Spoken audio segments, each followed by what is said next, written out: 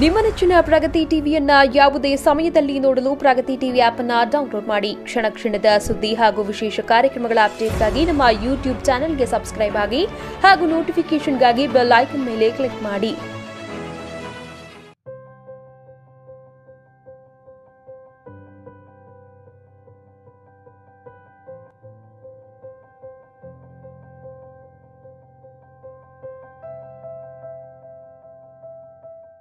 ನಮಸ್ಕಾರ ವೀಕ್ಷಕರೇ, ತಮಗೆಲ್ಲ ರೈತ ಪ್ರಗತಿಗೆ ಸ್ವಾಗತ. ಶ್ರೀ ಸುಭಾಷ್ ಪಾಳೇಕರ್ ಅವರ ಶೂನ್ಯ ಬಂಡವಾಳ ನೈಸರ್ಗಿಕ ಕೃಷಿ ಕಾರ್ಯಕ್ರಮದಲ್ಲಿ ಮುಂದುವರೆದು ನಾವು ಬಾಳೆಯನ್ನು ಓದು ಸಂಚಿಕೆಯಲ್ಲಿ ಏನು ಬೆಳೆಯನ್ನು ಬೆಳೆಯೋದನ್ನು ನೋಡಿದ್ವಿ.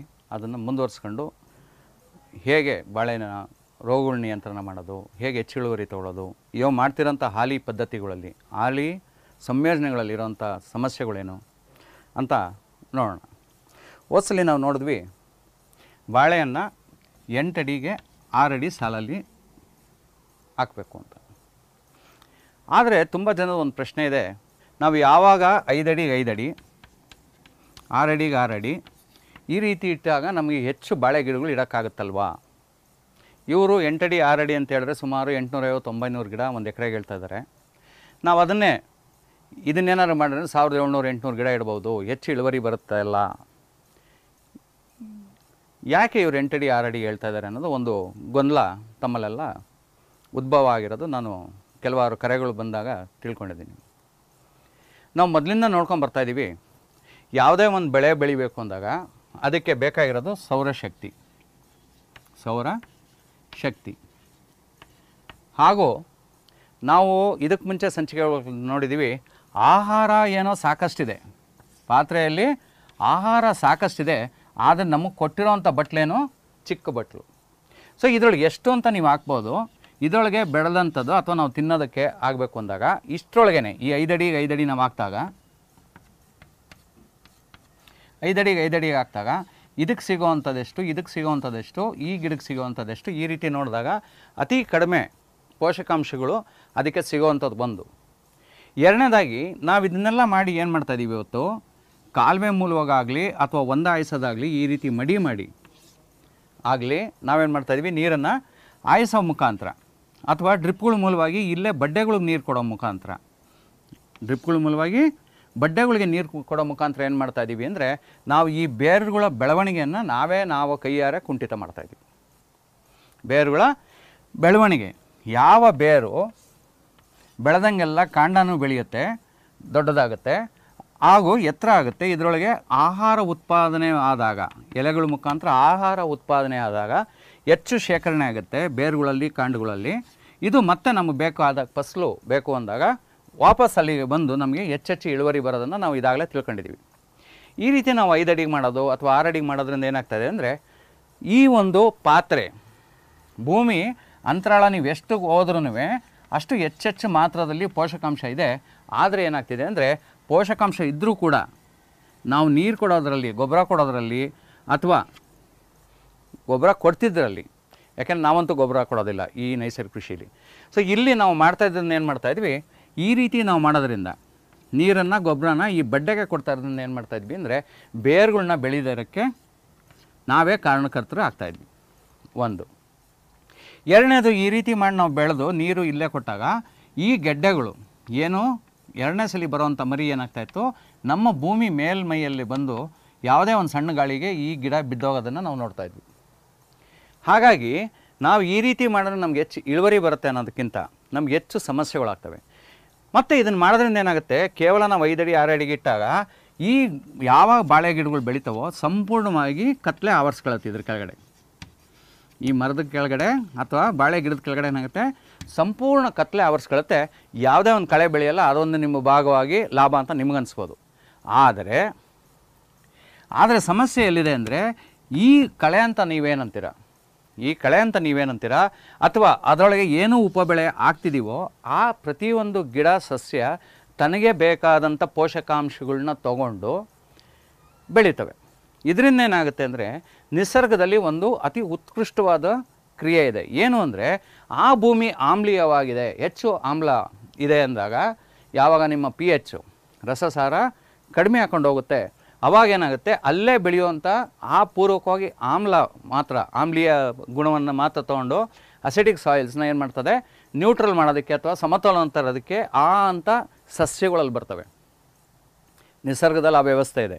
ನಾವು ಇದಕ್ಕೆ ಮುಂಚೆನೂ ನೋಡಿದ್ದೀವಿ ಮೈಕೋರೈಸ ಯಾವ ರೀತಿ ಅದನ್ನು ಆ ಶಿಲೀಂಧ್ರ ಮೈಕೋರೈಸ ಶಿಲೀಂಧ್ರ ಯಾವ ರೀತಿ ಆ ಕೆಲಸ ಮಾಡುತ್ತೆ ಅನ್ನೋದನ್ನು ನಾವು ನೋಡಿದ್ದೀವಿ. ಹಾಗಾಗಿ ಅಥವಾ ಹೆಚ್ಚು ಕ್ಷಾರಯುಕ್ತ ಭೂಮಿ ಅಂದಾಗ ಅಲ್ಲಿ ನಿಮಗೆ ಗೊತ್ತಿಲ್ಲದೇ ನಿಮಗೆ ಬರೋವಂಥ ಗಿಡಗಳು ನೋಡಿ, ನೀವು ಬರೋವಂಥ ಕೆಳಗಡೆ ಬೆಳೆದಿರೋವಂಥ ಕಳೆಗಳು ನೋಡಿ ಸಾಕಷ್ಟು ನೀವು ನೋಡ್ತೀರಾ ಅದೇ ವಿವಿಧ ಬಗೆ ಇರುತ್ತೆ. ಆಮ್ಲೀಯ ಭೂಮಿಯಲ್ಲಿ ಬಂದಿರೋವಂಥ ಕಳೆಗಳು ಬೇರೆ ಇರ್ತವೆ, ಕ್ಷಾರ ಬಂದಿರೋ ಭೂಮಿಯಲ್ಲಿ ಇರೋವಂಥ ಕಳೆಗಳು ಬಂದಿರೋವೇ ಬೇರೆ ಇರ್ತವೆ. ಇದು ಏನಕ್ಕೆ ಬರುತ್ತೆ ಅಂದರೆ ಆ ಸಮತೋಲನ ತರೋದಕ್ಕೆ. ಯಾಕೆಂದರೆ ಯಾವುದೇ ಒಂದು ಗಿಡ ಬೆಳಿಬೇಕು ಮಾಡಬೇಕು ಅಂದಾಗ ಭೂಮಿ ಫಲವತ್ತತೆ ಇದೆ ಅಂತ ನಾವು ಯಾವ ನೋಡ್ತೀವಿ, ಈ ರಸಸಾರ ಅಥವಾ pH ಸಮತೋಲನದಲ್ಲಿ ಇದ್ದಾಗ ನಮ್ಗೆ ಹೆಚ್ಚು ಇಳುವರಿ ಬರೋದನ್ನು ನಾವು ನೋಡಿದ್ವಿ. ಹಾಗಾಗಿ ಆ ಒಂದು ಬರೋದಕ್ಕೋಸ್ಕರ ಈ ಕಳೆಗಳು ತನ್ನಿಂದ ತಾನೇ ಹುಡ್ತಾ ಇರ್ತವೆ. ಈ ರೀತಿ ನಾವು ಹಾಕಿ ಆ ಅಂಬರಗಳು ಒಂದಕ್ಕೊಂದು ಎಣ್ಕೊಂಡಾಗ ಏನಾಗುತ್ತೆ, ಅದ್ರ ಕೆಳಗಡೆ ಯಾವಾಗ ನೆರಳು ಬಿಸಿಲೇ ಬೀಳೋದಿಲ್ಲ ಅಂಥ ಸಮಯದಲ್ಲಿ ಏನಾಗುತ್ತೆ ಕೆಳಗಡೆ ಸ್ವಚ್ಛ ಆಗಿಬಿಡುತ್ತೆ. ಹಾಗಾಗಿ ನಿಮ್ಮ ಗರಿಗಳು ಸ್ವಚ್ಛ ಆಗೋದ್ರಿಂದ ಏನಾಗುತ್ತೆ, ಈ ನೆರಳು ಹೆಚ್ಚು ಬಿದ್ದಿರೋದ್ರಿಂದ ನೀವು ಕೊಟ್ಟಂಥ ನೀರು ತುಂಬ ದಿವಸ ಆದರೂ ಒಣಗೋದಿಲ್ಲ, ನಿಮ್ಮ ಭೂಮಿ ತುಂಬ ದಿವಸ ಆದರೂ ಒಣಗೋದಿಲ್ಲ. ನಾವು ನೋಡಿದ್ದೀವಿ ಯಾವಾಗ ನೀರು ಕೊಡ್ತಿದ್ದೀರೋ ನೀವು ಭೂಮಿ ಕೆಳಗಡೆ 24 ಗಂಟೆ ತೇವಾಂಶ ಇದೆಯೋ, ನಾವು ನಮ್ಮ ಗೃಹಿಣಿಗಳು ನಮ್ಮ ಮನೆಯೊಳಗಿರೋಂಥ ಹೆಣ್ಮಕ್ಳನ್ನ ನಾವು ನೋಡಿದ್ದೀವಿ. ಹೆಚ್ಚು ಯಾರು ಪಾತ್ರೆ ತೊಳಿತಾ ಬಚ್ಚಲ ಮನೆಯೊಳಗೆ ನೀರಲ್ಲಿ ಕಾಲಾಡಿಸ್ಕೊಂಡು ಮಾಡ್ತಿರ್ತಾರೆ ಅಥವಾ ಬಟ್ಟೆ ಒಗೆಯೋಗಿ ಹೆಚ್ಚು ನೀರಲ್ಲಿ ಕಾಲಿಡ್ತಿರ್ತಾರೆ, ಅವ್ರು ಕಾಲು ಹೊಡೆಯೋದನ್ನು ಮಾಡೋದನ್ನು ನಾವು ನೋಡಿದ್ದೀವಿ. ಇದನ್ನು ನಾವು ಮುಂಚೆನೂ ಚರ್ಚೆ ಮಾಡಿದ್ದೀವಿ. ಸೊ ಈ ರೀತಿ ಆದಾಗ ಏನಾಗುತ್ತೆ ಅಂದರೆ ಹೆಚ್ಚು ಅದಕ್ಕಿದ್ದಾಗ ಇದ್ರ ಪಾದ ಬೇರೆ ನಮ್ಮ ಪಾದ ಬೇರೆಯೇ.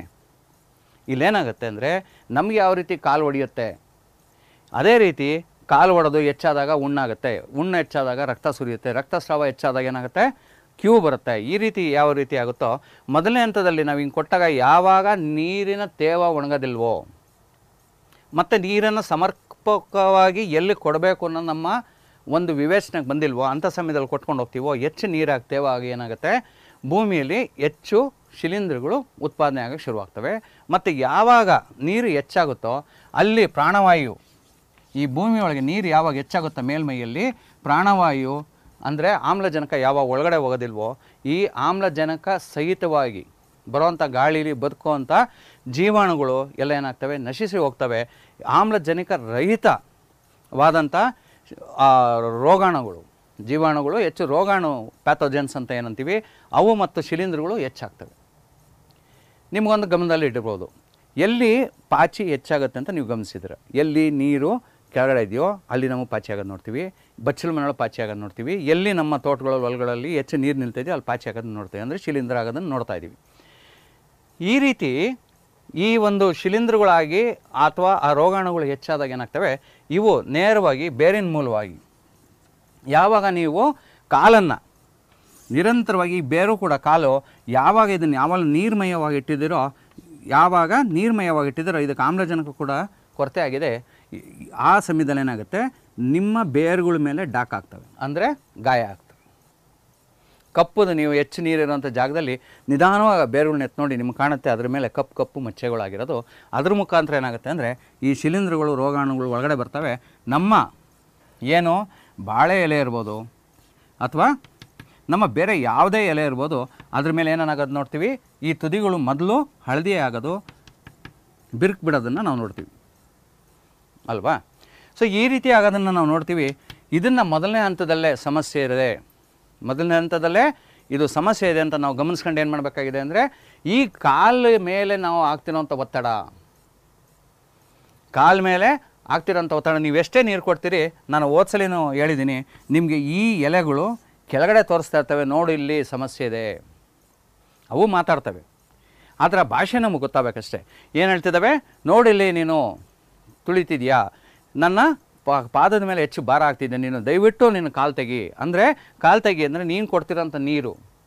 ಯಾಕೆಂದರೆ ನಾವು ಓದ್ಸಲಿ ನೋಡಿದ್ದೀವಿ ಒಣಮಣ್ಣಲ್ಲಿ ತೂಕಕ್ಕೂ ಹೆಚ್ಚು ತೇವ ಇರೋಂಥ ಮಣ್ಣಿಗೆ ತೂಕಕ್ಕೂ ಭಾರಿ ವ್ಯತ್ಯಾಸ ಇದೆ. ಯಾವಾಗ ಒತ್ತಡ ಹೆಚ್ಚಾಗುತ್ತೋ ಅದಕ್ಕೆ ಸಮಸ್ಯೆ ಆಗುತ್ತೆ. ಇಲ್ಲಿ ತೋರಿಸುತ್ತೆ ಮುಖದ ಮೇಲೆ, ಎಲೆಗಳ ಸಸ್ಯಗಳ ಮುಖ ಅಂತ ಕೂಡ ನಾವು ಮಾತಾಡಿದ್ದೀವಿ. ಸೊ ಇದ್ರ ಮೇಲೆ ಇಲ್ಲಿ ನಿಮಗೆ ತೋರಿಸುತ್ತೆ. ನಾವು ಇದನ್ನು ಗಮನಿಸ್ತಾನೆ ಏನು ಮಾಡ್ತೀವಿ, ಸೀದಾ ಅಂಗಡಿಗೆ ಓಡೋಗ್ತೀವಿ, ವಿಜ್ಞಾನಿಗಳ ಹತ್ರ ಓಡೋಗ್ತೀವಿ, ಮತ್ತೊಬ್ಬರ ಹತ್ರ ಓಡೋಗಿ ಈ ಎಲೆಗಳನ್ನ ತೊಗೊಂಡು ಓಡೋಗ್ತೀವಿ. ಅಲ್ಲಿ ಸರ್ ಈ ರೀತಿ ಆಗ್ಬಿಟ್ಟಿದೆ ಏನು ಮಾಡಬೇಕು, ಅವನು ಇದಕ್ಕೆ ಹೊಡಿ ಅಂತಾನೆ. ಅದು ತಿರ್ಗಾ ಮತ್ತೆ ಇನ್ನೊಂದು ವಾರಕ್ಕೆ ಹೋಗ್ತೀರಾ ಡಾಕ್ಟ್ರ್ ಹತ್ರ ಹೋದಂಗೆ, ಸರ್ ಹೋಗಲೇ ಇಲ್ಲ ಇದು, ಹೌದಾ ಇದಕ್ಕೆ ಇದನ್ನು ಬೆರೆಸೋಡಿ, ಇದಕ್ಕೆ ಅದನ್ನು ಬೆರೆಸೋಡಿ ಅಂತ ಹೇಳ್ತಿರ್ತಾರೆ ಹೊರತು ಯಾವುದೇ ಕಾರಣಕ್ಕೂ ಈ ರೋಗ ಹೋಗಲ್ಲ. ಕಾರಣ ಯಾಕೆಂದರೆ ರೋಗದ ಮೂಲವನ್ನು ನೀವು ತೆಗೆದಿಲ್ಲ. ಮುಳ್ಳು ಚುಚ್ಚಿದ್ರೆ ಏನು ಮಾಡ್ಬೇಕು ನೀವು? ಮುಳ್ಳನ್ನು ಕಿತ್ತಾಕಬೇಕು, ಹೌದಲ್ಲ? ಮುಳ್ಳನ್ನು ಒಳಗಡೆ ಇಟ್ಕೊಂಡು ಅದ್ರ ಮೇಲೆ ಏನಾದ್ರು ಲೇಪನ ಮಾಡ್ತೀವಿ, ನಾವು ಒಳ್ಳೆ ಇಂಜೆಕ್ಷನ್ ತೊಗೊಂಡ್ವಿ, ನಾವು ಒಳ್ಳೆ ಆಯಿಂಟ್ಮೆಂಟ್ ಕೊಟ್ಟಿದ್ದೀವಿ, ಈ ರೀತಿ ಏನಾರು ಕೊಡ್ತೀವಿ ಅಂತ ಅಂದಾಗ ಏನಾದರೂ ಲಾಭ ಆಗುತ್ತಾ? ಕ್ಯೂ ಕಟ್ಟುತ್ತೆ, ಹೆಚ್ಚು ಸಮಸ್ಯೆ ಆಗುತ್ತೆ, ಗ್ಯಾಂಗ್ರೀನ್ ಆಗುತ್ತೆ, ಆ ಕಾಲನ್ನೇ ತೆಗಿಬೇಕಾಗುತ್ತೆ, ಎಲ್ಲಿ ಮುಳ್ಚಿಟ್ಟಿದೆ ಅದು, ಹೌದಾ ಅಲ್ವೋ? ಸ್ನೇಹಿತರೆ, ಬಾಳೆಯಲ್ಲಿ ನಾವು ನೋಡ್ತಿರೋ ಹಾಗೆ ಈ ನೀರನ್ನು ಹೆಚ್ಚು ಕೊಡೋದ್ರಿಂದ ಏನಾಗ್ತಿದೆ, ಕೆಳಗಡೆ ತೇವಾಂಶ ಹೆಚ್ಚಾಗ್ತಿದೆ, ಶಿಲೀಂಧ್ರಗಳು ಹೆಚ್ಚಾಗ್ತಿದ್ದಾವೆ, ಮತ್ತು ಯಾವಾಗ ಇದು ತೂಕ ಹೆಚ್ಚಾಗುತ್ತೆ ಆ ಗರಿಗಳು ಏನು ಮಾಡ್ತವೆ, ಕೆಳಗಡೆ ಇಳೆ ಬಿದ್ದುಬಿಟ್ಟು ಹೇಳ್ತಾ ಇದ್ದಾವೆ, ನೋಡು ಇಲ್ಲಿ ಸಮಸ್ಯೆ ಇದೆ. ನಾನು ಹೇಳಿದಾಗೆ ಅಂಗಡಿಗೆ ಓಡೋಗೋದ್ರಿಂದ ಮಾಡೋದ್ರಿಂದ ಯಾವುದೂ ಪ್ರಯೋಜನ ಆಗಲ್ಲ. ನಾವು ಏನು ಮಾಡಬೇಕಾಗಿದೆ, ಈ ನೀರನ್ನು ಆಚೆ ತೊಗೊಂಡೋಗ್ಬೇಕಾಗಿದೆ. ನೀರನ್ನು ಏನು ಮಾಡಬೇಕಾಗಿದೆ, ನಾವು ಮೊದಲಿಂದ ನೋಡ್ತಿದ್ದೀವಿ, ಬೀಜ ಹಾಕ್ಬಿಟ್ಟು ಗಿಡ ಬೆಳೆದಂಗೆ ಏನು ಮಾಡಬೇಕು, ನೀರನ್ನು ಆಚೆ, ಇನ್ನೂ ದೊಡ್ಡದಾಗಿ ಬೆಳೀತು, ಇನ್ನೂ ಆಚೆ ನೀರನ್ನು ತೊಗೊಂಡೋಗಿ ಈ ತುದಿ ಕೊನೆ ಅಂಬ್ರ, ನಾವು 8 ಅಡಿಗೆ 6 ಅಡಿ ಕೊಟ್ಟಿದ್ದೀವಿ ಅಂದರೆ ಈ ಬಾಳೆ 8 ಅಡಿಗೆ ಬರುತ್ತೆ, ಈ ಬಾಳೆ 8 ಅಡಿ, ಅದಕ್ಕೆ ಆ ಒಂದು ವ್ಯವಸ್ಥೆ ಮಾಡಿರೋದು. ಇದು ಮಾಡಿದಾಗ ಏನಾಗುತ್ತೆ, ಇಲ್ಲಿ ಮಧ್ಯದಲ್ಲಿ ಈ ಬಾಳೆ ಗಿಡದ ಮಧ್ಯದಲ್ಲಿ ಗಿಡ ಬೆಳೆದಂಗೆ, ಗಿಡ ನೀವು ಬಡ್ಡೆ ಇಟ್ಟಿದ ತಕ್ಷಣ ನೀವು ಮಧ್ಯಕ್ಕೆ ನೀರು ತರಬೇಡ್ರಿ, ಆ ಬೇರನ್ನು ಬೆಳೆಸ್ಕೊಂಬನ್ನಿ. ಚಿಕ್ಕದಾಗಿರೋಂಥ ಬೇರನ್ನ ಮೊದಲು ನೀರು ಇಲ್ಲಿ ಕೊಡೋದು, ತದನಂತರ ಇಲ್ಲಿ ಕೊಡೋದು ನೀರನ್ನ, ಮತ್ತು ಅದನ್ನು ಇಲ್ಲಿ ಕೊಡೋದು. ಡ್ರಿಪ್ ಹಾಕಿರೋದಿದ್ರೆ ಏನು ಮಾಡ್ತೀರಾ ಅಂದರೆ, ನಾವು ಈ ರೀತಿ ಯಾವ ಕಾಲುವೆಗಳು ಮಾಡಬೇಕು ಅಂತ ತೊಗೊಂಡಿದ್ವಿ, ಇಲ್ಲಿ ಬಾಳೆ ಇಡ್ತೀವಿ, ಇಲ್ಲಿ ಬಾಳೆ ಇಡ್ತೀವಿ ಅಂತ ಅಂದಾಗ ಏನು ಮಾಡ್ತಾಯಿದ್ದೀವಿ, ಈ 8 ಅಡಿ ಸಾಲಲ್ಲಿ ಹಿಂಗೆ ಬಾಳೆ ಇಡೋವಾಗ ಏನು ಮಾಡ್ತೀವಿ, ಒಂದು ದೊಡ್ಡ ಸಮಸ್ಯೆ ಇದೆ ಇಲ್ಲಿ, ಏನಂದರೆ ಎಲ್ಲರಿಗೂ ಬಂದಿರೋದು, ಈ ಎಲ್ಲ ಸಾಲಿಗೂ ನಾವು ನೀರು ಬಿಡಬೇಕು ಅಂದರೆ ಡ್ರಿಪ್ ಹಾಕಿದ್ದೀವಿ, ಹೇಗೆ ಮಾಡೋದು ಅನ್ನೋದು ಒಂದು ದೊಡ್ಡ ಯಕ್ಷ ಪ್ರಶ್ನೆ ಇದೆ. ಹಾಗಾಗಿ ನೀವು ಆದಷ್ಟು ನಾವು ಬಾಳೆ ಇಡ್ತೀರಿ ಅಂದಾಗ ಮುಂಗಾರಿಲಿ ಇಡೋದು ತುಂಬ ಉತ್ತಮ. ಕಾರಣ ಏನಕ್ಕೆ ಅಂದರೆ, ಆ ಮುಂಗಾರಿ ಒಂದು 6 ತಿಂಗಳು ಮಳೆಗಳು ಏನಿದೆ, ಜೂನಿಂದ ಅಕ್ಟೋಬರ್ ತನಕ ಏನು ಬರ್ತವೆ, ಅಕ್ಟೋಬರ್ ನವಂಬರ್ ತನಕ ಬರೋ ಮಳೆಯಲ್ಲಿ ನಮ್ಮ ಬಾಳೆಗಿಡ ಆಗಲೇ ಬೆಳೆದಿರುತ್ತೆ, ನಾವು ಡ್ರಿಪ್ನ ನೇರವಾಗಿ ಈ ಮಧ್ಯಕ್ಕೆ ತೊಗೊಂಬರ್ಬೋದು. ಈ ಬೇರೆ ಬೆಳ್ಕೊಂಬಂದಿದೆ ಅಲ್ಲಿಗೆ ತರ್ಬೋದು. ತೀರಾ ವಿಧಿ ಇಲ್ಲ ಅಂದಾಗ ಏನು ಮಾಡ್ತೀರಾ ಅಂದರೆ, ಈ ಮಧ್ಯದ ಸಾಲಲ್ಲಿ ಡ್ರಿಪ್ಪ ಬಿಟ್ಕೊಂಡಿರ್ತೀರ, ಈ ಏನು ನಿಮ್ಮ ಡ್ರಿಪ್ಪರ್ಸ್ ಇದ್ದಾವೆ ಅಥವಾ ಮೈಕ್ರೋ ಟ್ಯೂಬ್ ಇದೆ, ಇದನ್ನು ಸ್ವಲ್ಪ ಈ ಕಡೆಗೆ ಎತ್ತಾಕೊಂಡು ಈ ಮೈಕ್ರೋ ಟ್ಯೂಬನ್ನ ಸ್ವಲ್ಪ ಉದ್ದ ಇಟ್ಕೊಳ್ಳಿ. ಮೈಕ್ರೋ ಟ್ಯೂಬ್ನ ಮಾಮೂಲಾಗಿ ಇವಾಗ ಮಧ್ಯಕ್ಕೆ ಹಾಕ್ತೀವಿ ಅಂದರೆ 4 ಅಡಿ ದೂರಕ್ಕಿದೆ. ಏನು ಮಾಡ್ತೀರ ಅಂದರೆ 1-1.5 ಅಡಿ 2 ಅಡಿ ಹಿಂಗೆ ಎತ್ತಾಕಂತಾರೆ, ಯಾಕಂದರೆ ಪೂರ್ತಿ ಎತ್ತರ ಎಲ್ಲ ಕಡೆ ಕಿತ್ತೋಗ್ತಾವೆ ಮತ್ತು ಬೇರೆ ಗಿಡಗಳು ಇರ್ತವೆ. ಅಂಥ ಸಮಯದಲ್ಲಿ ಮಾಡ್ತೀರಾ, ಇದು 1-1.5 ಅಡಿ ಪಕ್ಕಕ್ಕೆ ಎತ್ತಾಕ್ತಿದ್ದೀರಾ, ಈ ಮೈಕ್ರೋ ಟ್ಯೂಬ್ಗಳನ್ನ ಮತ್ತು 1-1.5 ಅಡಿ ಉದ್ದವನ್ನು ಕೊಟ್ಕೊತೀರಾ ಅಷ್ಟೇ. ಅವಾಗೇನಾಗುತ್ತೆ, ನೀರು ಇಲ್ಲಿ ಕೊಡ್ತಾರೆ ಯಾವಾಗ ನೀರಿನ ಅವಶ್ಯಕತೆ ಇದ್ದಾಗ ಮಾತ್ರ. ಈ ನೀರಿನ ಅವಶ್ಯಕತೆ ಯಾವ ರೀತಿ ನಾವು ನೋಡೋದು ಅಂತ ಅಂದಾಗ, ಈ ಒಂದು ಯಾವುದೇ ಒಂದು ಬೆಳೆ ಬೆಳೆದಾಗ ನಮ್ಮ ಮಧ್ಯದಲ್ಲಿ ಕಳೆಗಳು ಬೆಳೀತವೆ. ಮಧ್ಯದಲ್ಲಿ ಕಳೆ ಬೆಳೆದು ಅವು ಬೆಳಗ್ಗೆ 9 ಗಂಟೆ ಸುಮಾರಿಗೆ ಆ ಕಳೆಗಳು ಹಿಂಗೆ ಮಂಕಾಗಬೇಕು. ಏನಾಗಬೇಕು, ತಮ್ಮ ಎಲೆಗಳನ್ನ ಕೆಳಗಡೆ ಮಾಡಿ ಒಂಚೂರು ಮಂಕಾದಾಗ ಏನಾಗುತ್ತೆ, ನೀರಿನ ಅವಶ್ಯಕತೆ ಬಂದಿದೆ ಭೂಮಿಗೆ, ಅಂದರೆ ಕೊರತೆ ಆಗಿದೆ ಅಂತ ಅಂದಾಗ, ಅಂಥ ಸಮಯದಲ್ಲಿ ಇದಕ್ಕೆ ಇನ್ನೂ ಸಮಯ ಇದೆ, ನೀವು ಎದುರ್ಕೊಂಡು ಓಡೋಗಿ ಟ್ಯಾಂಕರ್ ಗಿಂಕರ್ ತಂದು ಹಾಕೋಷ್ಟು ಅವಶ್ಯಕತೆ ಇಲ್ಲ. ಇದು ಯಾವಾಗ ಒಂದು ಸ್ವಲ್ಪ ಮಂಕಾಗುತ್ತೋ ಆವಾಗ ಈ ಮುಖ್ಯ ಬೆಳೆಗಳಿಗೆ ಸಮಸ್ಯೆ ಆಗುತ್ತೆ ಅಂತ ನಿಮ್ಗೆ ಗೊತ್ತಾಗುತ್ತೆ. ಅಂಥ ಸಮಯದಲ್ಲಿ ನೀರು ಬಿಟ್ಟರೆ ಸಾಕು. ನೀವು ತೀರಾ ನಾವು ದಿನ ನೀರು ಬಿಟ್ಕೊಂಡು ಅಲ್ಲಿ ಮಾಡಿರೋಂಥ ಸಮಸ್ಯೆಗಳನ್ನ ಮಾಡ್ಕೊಳ್ಳೇಬಾರ್ದು. ಈ ರೀತಿ ನಾವು ನೀರಿನ ಡ್ರಿಪ್ಪರ್ಸ್ನ ಈ ರೀತಿ ಹಿಂಗೆ ಮಾಡೋದ್ರಿಂದ ಏನಾಗುತ್ತೆ, ನಮಗೆ ಅತಿ ಉತ್ಕೃಷ್ಟವಾಗಿ ಒಂದೇ ಒಂದು ಲೈನಲ್ಲಿ. ಇನ್ನು ನೀವು ಮುಂದೆ ನೋಡ್ತೀರಾ, ಈ ನೈಸರ್ಗಿಕ ಕೃಷಿ ಅಂತ ನಾವು ಮಾಡಿದಾಗ,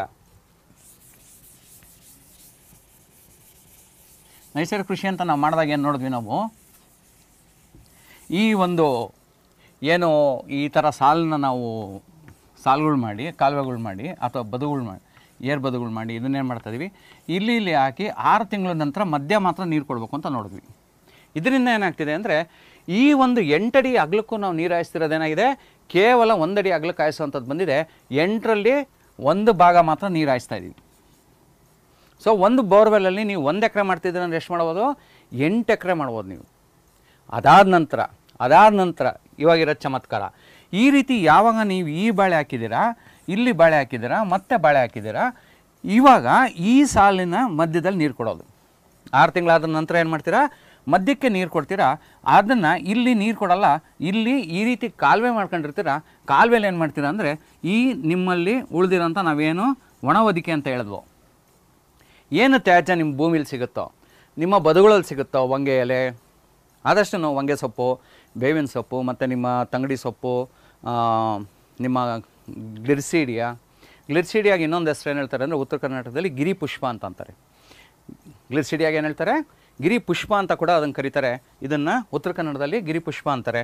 ಅದರದ್ದು ಸೊಪ್ಪುಗಳು ಅಥವಾ ನಿಮ್ಮಲ್ಲಿ ಬೆಳೆದಿರೋಂಥ ತೊಗರಿ, ಅಲಸಂಡೆ, ಉದ್ದು, ಹೆಸರು ಎಲ್ಲೇ ತ್ಯಾಜ್ಯ ಸಿಗುತ್ತೋ ಆ ತ್ಯಾಜ್ಯಗಳನ್ನ ನಿಮ್ಮ ಕಾಂಗ್ರೆಸ್ಸು ಮತ್ತು ಬೇರೆ ಬೇರೆ ಪಾರ್ಥೇನಿಯಮು ಮತ್ತು ಬೇರೆ ಬೇರೆ ಪಕ್ಷಿಗಳು ಏನೇನಿದಾವೋ ಆ ಪಕ್ಷಿಗಳದೆಲ್ಲ ನೀವು ತೆಗೆದುಬಿಟ್ಟು ಏನು ಮಾಡಬೇಕು, ಕಸನ್ನು ಇದರೊಳಗೆ ಹಾಕಿ ನೀವು ಇಲ್ಲಿ ತನ್ನಿಂತಾನೆ ನೀವು ಜೀವಾಮೃತ ಹೆಚ್ಚಾಗಿ ಏನು ಮಾಡ್ತೀರಿ, ಇಲ್ಲಿ ಡ್ರಿಪ್ ಮೂಲವಾಗ ಇದ್ರೊಳಗೆ ಕೊಡ್ತಾ ಇದ್ದೀರಾ.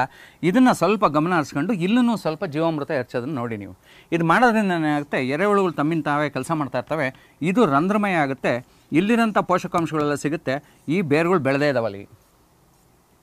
ಇಲ್ಲಿ ಒಂದೇ 2 ಸಾಲಿನ ಮಧ್ಯ ಮಾತ್ರ ಕೊಟ್ಟು ಈ ಸಾಲಲ್ಲಿ ಬರೀ ನೀವು ಹೊದಿಕೆ ಹಾಕಿ ಕೊಡಬೇಡಿ, ಯಾವ ನೀರು ಕೊಡಬೇಡ್ರಿ. ಅವಾಗ ಏನಾಗ್ತಿದೆ, ಇವಾಗ ಈ ಸಾಲನ್ನು ಬಿಟ್ಟು ಈ ಸಾಲಲ್ಲಿ ನೀವು ಇವಾಗ ಮತ್ತೆ ನೀರು ಕೊಡ್ತಾ ಇದ್ದೀರಾ. ಇಲ್ಲಿ ನೀರು ಕೊಡ್ತಾ ಇದ್ದೀರಾ, ಮಧ್ಯದ ಸಾಲಲ್ಲಿಲ್ಲ. ಅಂದರೆ 8 ಅಡಿ ಮತ್ತು 8 ಅಡಿ ಅಂದರೆ 16 ಅಡಿ ಸಾಲಲ್ಲಿ ನೀರು ಕೊಡ್ತಾ ಇದ್ದೀರಾ. ಅವಾಗ ನಿಮ್ಗೊಂದು ಸಂಶಯ ಬರುತ್ತೆ, ಅಂದರೆ ಇಲ್ಲೇ ನೀರು ಕೊಟ್ಟರೆ ಹಂಗಾರೆ ಈ ನೀರು ಬೆಳೆಯೋದು ಬೇಡವೇ, ಈ ಬೇರು ಬೆಳೆಯೋದು ಬೇಡವೇ, ಹೇಗಿದಕ್ಕೆ ಅಂತ. ಈ ಮುಂಗಾರಿಲಿ ನಾವು ಹಾಕಿರೋಂಥ ತ್ಯಾಜ್ಯ ಇದೆಲ್ಲ ಏನಾಗಿದೆ, ಜೀವಾಮೃತ ಎಲ್ಲ ಕೊಟ್ಟಿದ್ದೀರ, ರಂಧ್ರಮಯ ಆಗಿಬಿಟ್ಟಿದೆ. ಇದರೊಳಗೆ ನೀರು ಒಳಗಡೆ ಹೋಗಿ ಶೇಖರಣೆ ಆಗಿದೆ. ಎಷ್ಟು ಶೇಖರಣೆ ಆಗಿರುತ್ತೆ ಅಂದರೆ ನೀವು 1 ತಿಂಗಳಲ್ಲ 2 ತಿಂಗಳು ಬಿಟ್ಬಿಟ್ಟು ಆ ಕಸನ್ನು ಎತ್ತು ನೋಡಿ, ಪೂರ್ಣ ತೇವ ಇರುತ್ತೆ. ಬೇಸಿಗೆಯಲ್ಲಿ ಇರಲ್ಲ, ಹೌದಲ್ವಾ? ಆದರೆ ಬೇಸಿಗೆ ಅಷ್ಟೊಂಗೆ ಏನು ಮಾಡ್ತಾ ಇದ್ದೀವಿ, ಇಲ್ಲಿ ನಾವು ಏಕದಳ ದ್ವಿದಳ ಎರಡನ್ನೂ ಹಾಕಿರೋದ್ರಿಂದ ಏಕದಳ ಕಾಷ್ಟ ಅಥವಾ ಒಣ ತ್ಯಾಜ್ಯ ಮತ್ತು ದ್ವಿದಳದ ಒಣ ತ್ಯಾಜ್ಯನ ಯಾವಾಗ ಹಾಕಿದ್ದೀವೋ ಇಲ್ಲಿ ಹ್ಯೂಮಸ್ ಅಂತ ಏನಾಗುತ್ತೆ, ಜೀವನ ದ್ರವ್ಯ ಏನಾಗ್ತದೆ, ವಾತಾವರಣದಲ್ಲಿರೋ ನೀರನ್ನು ನೇರವಾಗಿ ತೊಗೊಂಡು ನಾವು ನೋಡಿದ್ದೀವಿ. ಒಂದು ಹುಲ್ಲಿನ ಹೊರೆ ಹಾಕಿ ರಾತ್ರಿ ಹಾಕಿ ಬೆಳಗ್ಗೆ ನಾವು ಹಿಂಗೆ ನೋಡಿದಾಗ ಇದು ಕೆಳಗಡೆ ತೇವ ಇರೋದು ನೋಡಿದ್ದೀವಿ. ಆ ರೀತಿ ತೇವ ಆಗುತ್ತೆ. ಈ ಬೇರುಗಳು ತೊಗೊಳ್ತವೆ, ತಮ್ಮಿನ ತಾವೇ ಇದಾಗ್ತಾ ಇರ್ತವೆ. ಈ ವರ್ಷ ಇಲ್ಲಿ ಬಿಡ್ತೀವಿ, ಮುಂದಿನ ವರ್ಷ ಏನು ಮಾಡ್ತೀವಿ, ಈ ರೀತಿ ಈ ಕಾಷ್ಟ ಅಥವಾ ಈ ಒಣ ತ್ಯಾಜ್ಯನ ಇಲ್ಲಿಗೆ ಹಾಕ್ತೀವಿ, ನೀರಿನಲ್ಲಿ ಬಿಡ್ತೀವಿ. ಅಂದರೆ ಬೇರೆ ಈ ಸಲ ಇಲ್ಲಿ ಈ ಕಡೆ ನೀರು ಕೊಡ್ತಾ ಇದ್ದೀವಿ, ಮುಂದಿನ ಸಲ ಈ ಕಡೆ ನೀರು ಕೊಡ್ತಾ ಇದ್ದೀವಿ. ಹಿಂಗೆ ಕೊಡೋದ್ರಿಂದ ಏನಾಗುತ್ತೆ, 16 ಅಡಿ ಸಾಲು ಕೊಡ್ತಾ ಇದ್ದೀವಿ. ಏನು ನಾವು 16 ಅಡಿ ಅಗಲನೂ ಹಾಯಿಸಿದ್ವ ನೀರು, ಅದು ಬಿಟ್ಬಿಟ್ಟು ಏನು ಮಾಡ್ತಾ ಇದ್ದೀವಿ, 16 ಅಡಿಲಿ 1 ಕೊಡ್ತಾ ಇದ್ದೀವಿ. ಇವಾಗ ಏನಾಗ್ತದೆ, ನಮಗೆ ಎಷ್ಟು ನೀರು ಆಯ್ತು ಇವಾಗ, 16 ಅಡಿಗೆ ಅಂದರೆ 16 ಭಾಗದಲ್ಲಿ ಕೊಡ್ತಾ ಇದ್ದೀವಿ. 16ರ 1 ಭಾಗ ಅಷ್ಟು ನೀರು ಕೊಡ್ತಾ ಇದ್ದೀವಿ. ಎಷ್ಟು ನೀರು ಉಳಿತದೆ, ಎಷ್ಟು ಎಕರೆ ಜಮೀನುಗಳು ನಾವು ಮಾಡ್ಬೋದು. ಇಳುವರಿ ಯಾವಾಗ ಬೇರು ಬೆಳೀತಿದೆ, ಕಾಂಡ ಬೆಳೀತಾ ಇದೆ, ಎತ್ತರ ಆಗ್ತಿದೆ, ಆಹಾರ ಎಲೆಗಳು ಗಾತ್ರ ಹೆಚ್ಚಾಗ್ತಿದೆ, ದೊಡ್ಡದಾಗ್ತಾ ಇದ್ದಾವೆ, ಆಹಾರ ಉತ್ಪಾದನೆ ಹೆಚ್ಚಾಗ್ತಿದೆ, ಶೇಖರಣೆ ಹೆಚ್ಚಾಗ್ತಿದೆ, ನಮಗೆ ಗೊನೆಗಳು ಹೆಚ್ಚು ಬಂದೇ ಬರ್ತವೆ. ಇನ್ನೊಂದು ದೊಡ್ಡ ಪ್ರಶ್ನೆ ಇದೆ, ಸರ್ ಇದೆಲ್ಲ ಮಾಡಿದ್ದೀವಿ ನಾವು ವೇಸ್ಟ್ ಡಿಕಾಂಪೋಸರು ಮತ್ತು ಡಾಕ್ಟರ್ ಸಾಯಿಲ್ ಎಲ್ಲ ಹಾಕ್ತೀವಿ ಅಂತ ರೈತರು ಪ್ರಶ್ನೆ ಕೇಳ್ತಾರೆ. ಅದನ್ನು ನೀವು ನಮ್ಮ ಪದ್ಮಶ್ರೀ ಡಾಕ್ಟರ್ ಸುಭಾಷ್ ಪಾಳೇಕರ್ ಅವರು ಅವ್ರ ವೆಬ್ಸೈಟ್ಗಳಲ್ಲಿ ಅದ್ರ ಬಗ್ಗೆ ಸಂಪೂರ್ಣವಾಗಿ ಮಾಹಿತಿ ಕೊಟ್ಟಿದ್ದಾರೆ. ನೀವು ಅಲ್ಲೋಗಿ ನೋಡ್ಬೋದು. ಯಾಕಂದರೆ ನನಗೆ ಅದರ ಬಗ್ಗೆ ತುಂಬ ಮಾಹಿತಿ ಇಲ್ಲ. ಸೊ ನೀವು ನೈಸರ್ಗಿಕ ಕೃಷಿ ಮಾಡ್ತೀನಿ ಅಂದರೆ ಬರೀ ಜೀವಾಮೃತ, ಹೊದಿಕೆ, ಅಂತರ ಬೆಳೆಗಳು. ಹೊದಿಕೆ ಅಂದಾಗ ಸಜೀವ ಹೊದಿಕೆ, ಒಣ ಹೊದಿಕೆ ಅಂದರೆ ಏಕದಳದ ಜೊತೆ ದ್ವಿದಳ ಬೆಳೆಯೋದು. ಈ ಕಾಸ್ಟ್ ಹಾಕ್ಬೇಕಾದ್ರೆ ಏಕದಳದ ಜೊತೆಗೆ ದ್ವಿದಳ ಸೇರಿಸ್ಬಿಟ್ಟು ಹಾಕೋದು. ಈ ರೀತಿ ಮಾಡೋದ್ರಿಂದ ಏನಾಗುತ್ತೆ, ನೀವು ಸಮೃದ್ಧಿಯಾಗಿ ಪೋಷಕಾಂಶಗಳು ದೊರೀತವೆ. ಜೀವಾಮೃತ ಕೊಟ್ಟಾಗ ಜೀವಾಣುಗಳು ಭೂಮಿಲಿರೋಂಥ ಅಲಭ್ಯ ರೀತಿಯಲ್ಲಿರೋಂಥ ಪೋಷಕಾಂಶಗಳನ್ನ ಲಭ್ಯ ರೀತಿಗೆ ಮಾಡಿಕೊಡ್ತಾ ಇರ್ತವೆ, ಗಿಡ ಬೆಳೀತಾ ಇರ್ತವೆ, ಯಾವುದೇ ಬೇಕಾಗಿಲ್ಲ. ಯಾಕೆಂದರೆ ಜೀವಾಮೃತ ಅಂದಾಗ ಅದರೊಳಗಿರೋ ಜೀವಾಣುಗಳದ್ದು ಕೆಲಸ ಏನು, ವಿಘಟನೆ ಮಾಡೋದು. ಯಾವುದು ಸಂಕೀರ್ಣ ಹೆಚ್ಚಿದವೋ ಅವನ್ನ ವಿಘಟನೆ ಮಾಡೋದು, ಮತ್ತು ಪರ್ಯಾಯವ ಮಾಡೋದು, ಅಂದರೆ ಕನ್ವರ್ಟರ್ಸ್. ಈ ರೀತಿ ಮಾಡಿಬಿಟ್ಟು ಈ ವಿಘಟನೆ ಮಾಡೋದು ಮತ್ತು ಅವನ್ನ ಪರಿವರ್ತನೆ ಮಾಡಿಬಿಟ್ಟು ಆಹಾರ ಕೊಡೋವಂಥವೇ ಎಲ್ಲ ಇರೋದು. ಸೊ ಹಾಗಾಗಿ ಜೀವಾಮೃತ ಏನು ಕೆಲಸ ಮಾಡ್ತಾನೆ ಅದೆಲ್ಲ ಮಾಡೋ ಕೆಲಸಗಳು ಮಾಡ್ತವೆ. ನೀವು ಅದನ್ನು ಮತ್ತು ಅದಕ್ಕಿಂತ ಹೆಚ್ಚು ಮುಖ್ಯವಾಗಿ ಆಗೋ ಕೆಲಸ ಈ ಹ್ಯೂಮಸ್ ಆಗೋದಕ್ಕೆ ಮುಖ್ಯವಾದ ಕಾರಣ ಆಗುತ್ತೆ. ಹ್ಯೂಮಸ್ಸು ಇದ್ದರೆ ನಿಮಗೆ ಎಲ್ಲನೂ ಇದ್ದಂಗೆ ಕೈಯಲ್ಲಿ, ನೀವು ಅತಿ ಶ್ರೀಮಂತರಾಗ್ತೀರಿ ಯಾವಾಗ ಹ್ಯೂಮಸ್ಸು ಕೈಯಲ್ಲಿದ್ದಾಗ. ಸೊ ಸ್ನೇಹಿತರೆ, ಈ ರೀತಿ ಮಾಡೋದ್ರಿಂದ ಏನಾಗ್ತದೆ, ಹಿಂಗೆ ಮಾಡೋದ್ರಿಂದ ನಮಗೆ ಪೋಷಕಾಂಶದ ಕೊರತೆ ಆಗುತ್ತೆ, ಸಮಸ್ಯೆ ಆಗ್ತವೆ, ಮತ್ತು ಏಕ ಬೆಳೆ ಪದ್ಧತಿಗೆ ಸಿಗಾಕಂತೀವಿ. ಇದು ಸಿಗಾಕೋದ್ರಿಂದ ರೈತನಿಗೆ ಇಳುವರಿ ಬಂತು ಅಂದ್ರೂ ಏನು 1600 ಗಿಡ ಇದೆ, 700 ಗಿಡ ಇದೆ, ನಮ್ಗೆ ಇಷ್ಟು ಬಂತು ಅಷ್ಟು ಬಂತು ಅಂದರೆ ಖರ್ಚೆಲ್ಲ ತೆಗೆದಾಕ್ಬಿಟ್ರೆ ಕೊನೆಗೆ ಎಷ್ಟು ಉಳಿತು ಅಷ್ಟೇ. ಮತ್ತು ಅದೊಂಚೂರು ಗರಿ ಹಳದಿ ಆದಟ್ಟಿಗೆ ನಮ್ಮ ತಲೆಯೆಲ್ಲ ಪರ್ಚ್ಕೊಂತೀವಿ. ಆ ಶ್ರಮ ಎಷ್ಟು, ಆ ನೋವು ಎಷ್ಟು, ಆ ಒಂದು ಮನಸ್ಥಿತಿ ಏನು, ಅದನ್ನೆಲ್ಲ ನೀವು ಲೆಕ್ಕ ಗಣನೆಗೆ ತೊಗೊಂಡ್ರೆ ನಿಮ್ಮದು ಶೂನ್ಯಕ್ಕೆ ಹೋಗ್ತಾ ಇರುತ್ತೆ. ಆದರೆ ಇಲ್ಲಿ ನಾವು ಈ ರೀತಿ ಮಾಡಿದಾಗಿಂದ ಅಂತರ ಬೆಳೆಗಳು ನಿರಂತರವಾಗಿ ನಾವು ಇಳುವರಿ ತೊಗೊತಾ ಇದ್ದೀವಿ, ಮತ್ತು ನಮಗೆ ಬೆಳೆನೂ ಬರ್ತಾಯಿದೆ, ಹೆಚ್ಚು ಬರ್ತಾಯಿದೆ. ಇದರೊಳಗೆ ಒಂದು ಪ್ರಶ್ನೆ ಇದೆ, ಕಳೆಗಳು ಬಂದರೆ ಏನು ಮಾಡೋದು ಅಂತ. ಹೌದು, ನೀವು ಯಾವಾಗ ಮೊದಲನೇ ಬೆಳೆಗಳು ಹಾಕಿದ್ದೀರೋ, ಈ ರೀತಿ ಮೊದಲನೇ ಬಾಳೆ ಕೊಟ್ಟಿದ್ದೀವೋ ಆ ಸಮಯದಲ್ಲಿ ಬಲವಂತ ಕಳೆಗಳನ್ನ ದಯವಿಟ್ಟು ಕಳಿಬೇಕು ನೀವು. ಯಾಕೆಂದರೆ ನಾವಿಲ್ಲಿ ಈರುಳ್ಳಿ ಹಾಕಿದ್ದೀವಿ, ಉಳ್ಳಾಗಡ್ಡಿ ಹಾಕಿದ್ದೀವಿ, ಬೆಳ್ಳುಳ್ಳಿ ಹಾಕಿದ್ದೀವಿ, ಶುಂಠಿ ಹಾಕಿದ್ದೀವಿ, ಅರಿಶಿನ ಹಾಕಿದ್ದೀವಿ, ತೊಗರಿ ಹಾಕಿದ್ದೀವಿ. ಆ ಸಸಿಗಳು ಬೆಳೆಯೋದಕ್ಕೆ ನಾವು ಅವಕಾಶ ಮಾಡಿಕೊಡ್ಬೇಕು. ಮೊದಲನೇ ಹಂತದಲ್ಲಿ ಎಲ್ಲ ಕಳೆಗಳನ್ನ ನಾವು ಕಳಿಬೇಕಾಗತ್ತೆ. ತದನಂತರ ಅದೊಂದು ಹಂತಕ್ಕೆ ಬಂದ ಮೇಲೆ ನೀವು ಕಳೆಗಳ ಬಗ್ಗೆ ತಲೆ ಕೆಡ್ಸ್ಕೊಂಬೇಡ್ರಿ. ಮುಂಗಾರಿಲಿ ಮತ್ತೆ ಮಳೆ ಬಂತು, ಹೆಚ್ಚು ಕಳೆ ಆಯಿತು ಅಂದ್ರೆ ಏನು ಮಾಡಬೇಡ್ರಿ, ವೀಡ್ ಕಟ್ರ್ ಇದ್ದೇ ಇದೆ. ಆಳಿಲ್ಲ ಸರ್, ಕಾಳಿಲ್ಲ ಸರ್ ಅಂತ ಅಂದ್ಬಿಟ್ಟು ನೀವು ಎತ್ಕೊಂಡು ಹೋಗಿ ಅದಕ್ಕೆ ಯಾವುದೇ ಕಾರಣಕ್ಕೂ ಈ ಒಂದು ಹರ್ಬಿಸೈಡ್ ಅಥವಾ ಕಳೆನಾಶಕಗಳನ್ನ ದಯವಿಟ್ಟು ಕೈ ಮುಗಿದು ಹೇಳ್ತೀನಿ, ಹೊಡಿಬೇಡ್ರಿ. ಯಾಕೆಂದರೆ ಅದು ನೇರವಾಗಿ ಹೊಡ್ಕೊತಾ ಇದ್ದೀರಾ. ಇವತ್ತು ಆಗ್ತಿರೋಂಥ ಆಪತ್ತುಗಳು, ವಿಪತ್ತುಗಳು ಏನು ನೋಡ್ತಾ ಇದ್ದೀವಿ ನಾವು, ಈ ನೀರಿಂದ ಆಗ್ತಿರೋದು, ಮಳೆಯಿಂದ ಆಗ್ತಿರೋದು, ಕೊಡಗಾಗಲಿ, ಕೇರಳ ಅಂದರೆ ಅವಕ್ಕೆಲ್ಲ ಮುಖ್ಯವಾದ ಕಾರಣಗಳು ಅವು ಆಗ್ತವೆ. ಯಾವ ರೀತಿ ಅನ್ನೋದನ್ನು ಮತ್ತೆ ಇನ್ನೊಂದ್ಸಲಿ ಸಮಯ ಸಿಕ್ಕರೆ ಇನ್ನೊಂದ್ಸಲಿ ನಾವು ಮಾತಾಡುವಾಗ ಅದ್ರ ಬಗ್ಗೆ ಎಲ್ಲ ತುಂಬ ಚರ್ಚೆ ಮಾಡೋಣ. ಯಾಕೆಂದರೆ ಅದೇ ವಿಷಯ ಬೇರೆ ಆಗುತ್ತೆ. ಸ್ನೇಹಿತರೆ, ಈಗ ಎಲ್ಲ ಮಾಡಿದ್ದೀವಿ, ಹೆಚ್ಚು ಮಳೆ ಆಯಿತು, ನಾವು ಜೀವಾಮೃತ ಕೊಡ್ತಾಯಿದ್ದೀವಿ, ಎಲ್ಲ ಕೊಡ್ತಾಯಿದ್ದೀವಿ. ಎಲ್ಲ ಕೊಟ್ಟಾಗಲೂ ಏನಾಗ್ತಿದೆ, ನಮ್ಮ ಎಲೆಗಳು ಹಳದಿ ಆಗ್ತಾಯಿದ್ದಾವೆ, ಗರಿಗಳು ಹಳದಿ ಆಗ್ತಾಯಿದ್ದಾವೆ. ನಮಗೆ ಪನಾಮ ಬಿಲ್ಟಾಗಿ ಇಡೀ ಗರಿನೇ ಒಣಗೋಗಿ ಜೋತ್ ಬೀಳ್ತಾ ಇದ್ದಾವೆ. ಈ ರೀತಿ ಒಂದು ಸಮಸ್ಯೆಗಳು ಬರೋದನ್ನು ನಾವು ನೋಡ್ತೀವಿ. ಸೊ ಮೊದಲನೇದಾಗಿ ನೀವು ನೋಡ್ತಾ ಇರಬೇಕು, ನೀರು ಹೇಗೆ ಕೊಡ್ತಾಯಿದ್ದೀರಾ, ಎಲ್ಲಿ ಕೊಡ್ತಾಯಿದ್ದೀರಾ. ಬಡ್ಡೆ ಖಂಡಿತವಾಗಿ ಕೊಡಬೇಡಿ, ಗೆಡ್ಡೆ ಇಟ್ಟಾಗ ಕೊಡಬೇಕು. ತನ್ನಂಥ ಗಿಡ ಬೆಳೆದಂಗೆ ದೂರ ತೊಗೊಂಡೋಗ್ಬೇಕು. ಮತ್ತು ಎಷ್ಟು ನೀರು ಕೊಡಬೇಕು ಅಂತ ನಾನು ಹೇಳಿದ್ದೀನಿ. ಈ ಕಳೆಗಳು ಮಧ್ಯದಲ್ಲಿ ಬಂದಿರೋಂಥ ಕಳೆಗಳು ಹಿಂಗೆ ಮಂಕಾಗಬೇಕು ಬೆಳಗ್ಗೆ 9-10 ಗಂಟೆಗೆ. ಅಲ್ಲಿ ತನಕ ನೀರು ಕೊಡಬೇಡ್ರಿ.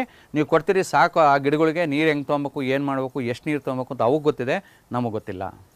ಎರಡನೇದಾಗಿ ಏನು ಮಾಡ್ತೀನಿ ಅಂದರೆ, ನಾನಾ ಕಾರಣದಿಂದ ನಿಮ್ಮ ಬೋರ ಕೆಟ್ಟೋಗೈತೆ, ಇನ್ನೊಂದು ಕೆಟ್ಟೋಗೈತೆ, ನಾನಾ ಕಾರಣದಿಂದ, ಅಥವಾ ವಿದ್ಯುತ್ ಒಂದು ವಾರ 15 ದಿವಸ, ಟ್ರಾನ್ಸ್ಫಾರ್ಮರ್ ಕೆಟ್ಟೋಯ್ತು, ಇನ್ನೊಂದು ಅಂತ ಒಂದು 15 ದಿವಸ, ಬಿರು ಬೇಸಿಗೆ ಅಥವಾ ಇದರೊಳಗೆ ಏನಾಗುತ್ತೆ, ನೀವು ಮಾಡ್ಸೋಕ್ಕಿರಲ್ಲ, ಒಂದು 10-15 ದಿವಸದ ಮೇಲೆ ನೀವು ನೀರೇ ಕೊಟ್ಟಿಲ್ಲ, ಬೇಸಿಗೆಯಲ್ಲಿ ತುಂಬ ಸಮಸ್ಯೆ ಆಗಿದೆ, ಒಣಗಲಾಗ್ತಾ ಇದೆ ಅಂತಾಗ ಎದುರುಕೊಂಡು ನೀವು ತುರಂತ ನಿಮಗೆ ವಿದ್ಯುತ್ ಬಂತು ಅಥವಾ ಬೋರ್ವೆಲ್ ಸರಿ ಮಾಡಿಸ್ಬಿಟ್ಟು ಅಥವಾ ಹೊಸ ಬೋರ್ ತೆಗೆಸ್ತೀವಿ ಬಂತು ನೀರು ಅಂದಾಗ ದಯವಿಟ್ಟು ಗುಟ್ಕಿನ ಹನಿ ಥರ ಎಲ್ಲ ಗಿಡಗಳಿಗೂ ಹಾಕಕ್ಕೆ ಹೋಗಬೇಡಿ. 2 ದಿವಸ ತೊಗೊಳ್ಳಿ, 3 ದಿವಸ ತೊಗೊಳ್ಳಿ, ಸಂಪೂರ್ಣವಾಗಿ ಆ ಒಂದು ವಲಯಕ್ಕೆ ಚೆನ್ನಾಗಿ ನೀರು ಕೊಡಿ. ಯಾವಾಗ ನೀವು ತುಂಬ ಒಣಗಕ್ಕೆ ಭೂಮಿ ಬಿಟ್ಟಿದ್ದೀರ ಅನ್ನೋ ಸಮಯದಲ್ಲಿ ಎಲ್ಲದಕ್ಕೂ ಒಂದು ಸ್ವಲ್ಪ ಕೊಟ್ಬಿಡೋಣ, ನಾವು ಮೊದಲು ಗೊಟ್ಟಕು ತೀರ್ಥ ಕೊಟ್ಟಂಗೆ ಅಂತ ಕೊಟ್ರಿ ಅಂದರೆ ಗಿಡಗಳಿಗೆ ತುಂಬ ಆಗುತ್ತೆ. ಯಾಕೆಂದರೆ ನೀವು ಹೆಂಚಿನ ಮೇಲೆ, ಕಾದ ಹೆಂಚಿನ ಮೇಲೆ ನೀರು ಹಾಕಿದಾಗ ಏನಾಗುತ್ತೆ, ತುರಂತ ಅದು ಶಾಖ ಉತ್ಪಾದನೆ ಆಗಿ ಆವಿ, ನೀರಿನ ಆವಿ ಅತಿ ಏನು ಉಷ್ಣಭರಿತವಾದ ಹಾವಿ ಮೇಲೆ ಹೋಗೋದನ್ನು ನಾವು ನೋಡ್ತೀವಿ. ಮನೆಯೊಳಗೆ ನಾವು ದೋಸೆ ಅದೆಲ್ಲ ಮಾಡ್ಬೇಕಾದ್ರೆ ನೀರು ಹಿಂಗೆ ಚಶ್ ಅಂದ್ಬಿಟ್ಟು ಬರ್ತಾರೆ, ಕೈ ಇಟ್ಟರೆ ಕೈಯೇ ಸುಟ್ಟೋಗ್ಬಿಡುತ್ತೆ ಆ ಹಾವಿಗೆ.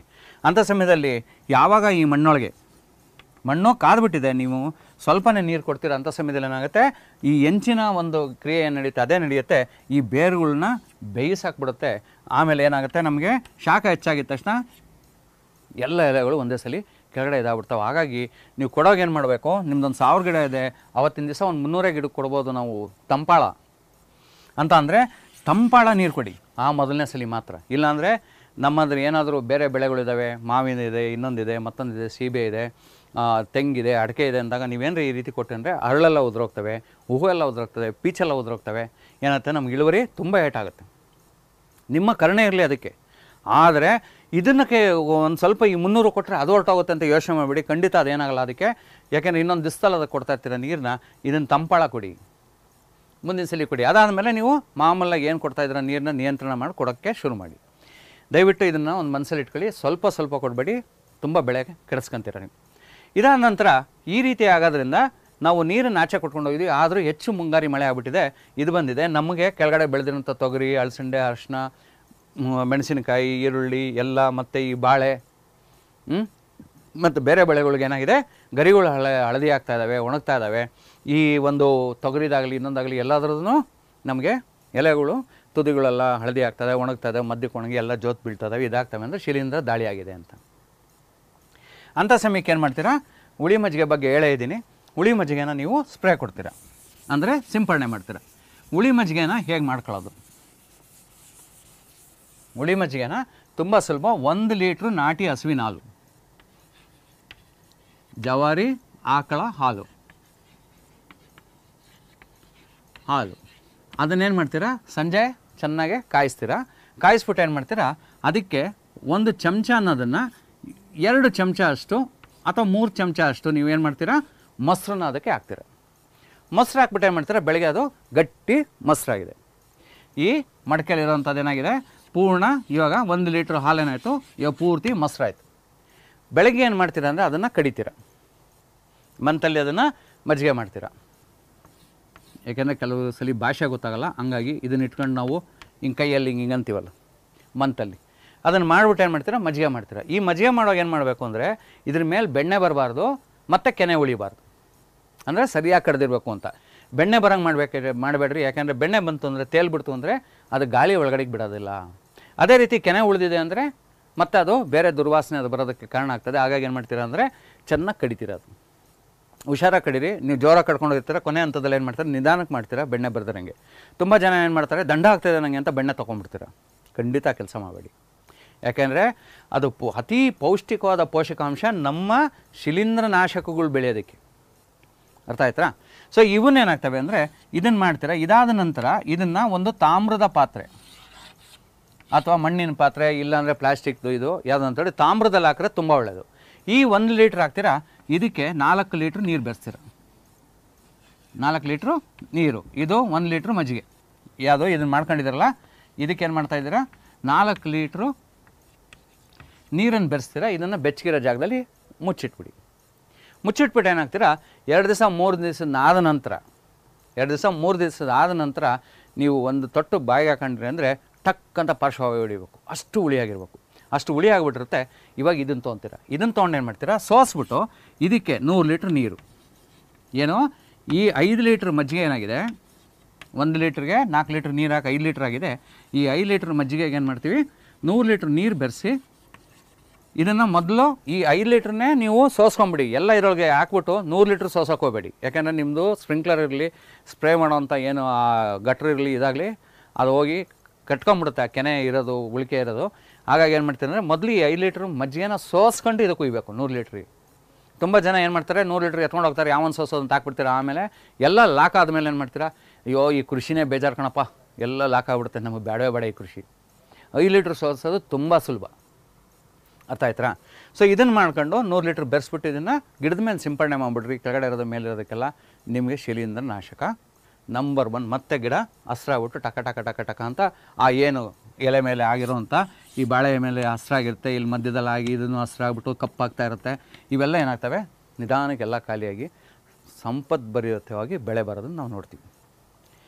ಆದರೆ ಇದು ಬರಲೇಬಾರ್ದು. ಕಾರಣ ಯಾಕೆಂದರೆ ನಮ್ಮ ಭೂಮಿ, ಇವಾಗ ನಾವು ನೈಸರ್ಗಿಕ ಕೃಷಿಗೆ ಬಂದಿದ್ದೀವಿ, ನಮ್ಮ ಭೂಮಿ ತುಂಬ ಗಡಸಾಗಿದೆ, ನೀರು ಒಳಗಡೆ ತೊಗೊತಿಲ್ಲ, ನೀರು ಎಷ್ಟೇ ನಾವು ಕೊಟ್ಟರು ಮೇಲೆ ನಿಲ್ತಾ ಇದೆ, ಇನ್ನು ಎರೆಹುಳುಗಳು ಹೆಚ್ಚು ಕೆಲಸ ಮಾಡಿಲ್ಲ, ರಂಧ್ರಮಯ ಆಗಿಲ್ಲ. ಇಂಥ ಸಮಯದಲ್ಲಿ ಏನಾಗುತ್ತೆ, ನೀರು ಮೇಲೆ ನಿಲ್ಲುತ್ತೆ, ಈ ಸಮಸ್ಯೆ ಬರುತ್ತೆ. ನೀವು ಹೋಗ್ತಾ ಹೋಗ್ತಾ ಏನಾಗುತ್ತೆ ಅಂದರೆ ಈ ಸಮಸ್ಯೆಗಳೇ ಬರಲ್ಲ. ಯಾಕೆಂದರೆ ಬಿದ್ದಂಥ ನೀರು ಪ್ರತಿಯೊಂದು ಕೆಳಗಡೆ ಹೋಗಿದೆ. ನಾವು ಮೇಲೆ ಒಣ ಒದಿಕೆ ಮಾಡಿದ್ದೀವಿ, ಮೇಲೆ ಸಜೀವ ಒದಿಕೆ ಬೇರೆ ಬೇರೆ ಗಿಡ ಬೆಳೆದಿದ್ದೀವಿ, ಇದು ನೆರಳಾಗಿದೆ. ಒಳಗಡೆ ಹೋಗಿರೋಂಥ ನೀರೇನಾಗಿದೆ, ಆವಿಯಾಗಿ ಹೋಗಲ್ಲ, ನಮಗೆ ಬೇಕಾದಂಥ ಸಮಯದಲ್ಲಿ ಆವಿಯಾಗಿ ಬರ್ತಾ ಇರ್ತವೆ. ಬಂದಾಗ ಏನಾಗುತ್ತೆ, ಗಿಡಗಳು ತೊಗೊಂಡು ನೆಮ್ಮದಿಯಾಗಿ ಬೆಳೀತಾ ಇರ್ತವೆ. ನೀರು ನಿಲ್ಲಿಸಿದ್ರೆ ತೊಂದರೆ, ನೀರು ಒಳಗಡೆ ಹೋದರೆ ಯಾವುದೂ ತೊಂದರೆ ಇಲ್ಲ, ಅದು ಅಂತರ್ಜಲಕ್ಕೆ ಹೋಗುತ್ತೆ. ನಮ್ಮ ಬೋರ್ಗಳಿಗೆ, ನಮ್ಮ ಬಾವಿಗಳಿಗೆ ನಿರಂತರವಾಗಿ ನೀರು ವ್ಯವಸ್ಥೆ ಆಗ್ತಿರುತ್ತೆ. ಈ ರೀತಿ ನಾವು ಶಿಲೀಂಧ್ರಕ್ಕೆ ಈ ಪನಾಮ ವಿಲ್ಟು ಮತ್ತು ಗರಿ ಒಣಗೋದ ರೋಗ ಇವಕ್ಕೆ ಏನು ಮಾಡ್ತೀವಿ ಅಂದರೆ ಈ ರೀತಿ ನೀವು ಮಾಡೋದ್ರಿಂದ ತುಂಬ ಅನುಕೂಲ ಆಗುತ್ತೆ. ಇನ್ನೊಂದು ದೊಡ್ಡ ಸಮಸ್ಯೆ ಏನು ಬರುತ್ತೆ ಅಂದರೆ ನಿಮೋಟೆಡ್ ಅಟ್ಯಾಕ್ ಅಂತ ಅಂತೀವಿ, ಬಂಚಿ ಟಾಪ್ ನಿಮೋಟೆಡ್ಸು. ಇದಕ್ಕೇನಾಗ್ತವೆ ಅಂದರೆ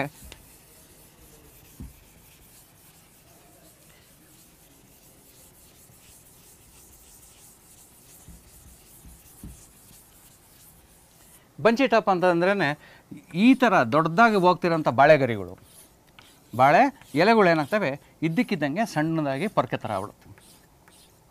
ಇದ್ದಕ್ಕಿದ್ದಂಗೆ ಎಲ್ಲ ಸಣ್ಣದಾಗಿ ಪೊರ್ಕೆ ಥರ ಸೇರ್ಕೊಂಡ್ಬಿಡ್ತವೆ. ಇದನ್ನು ಬಂಚಿ ಟಾಪ್ ಅಂತೀವಿ. ಅಂದರೆ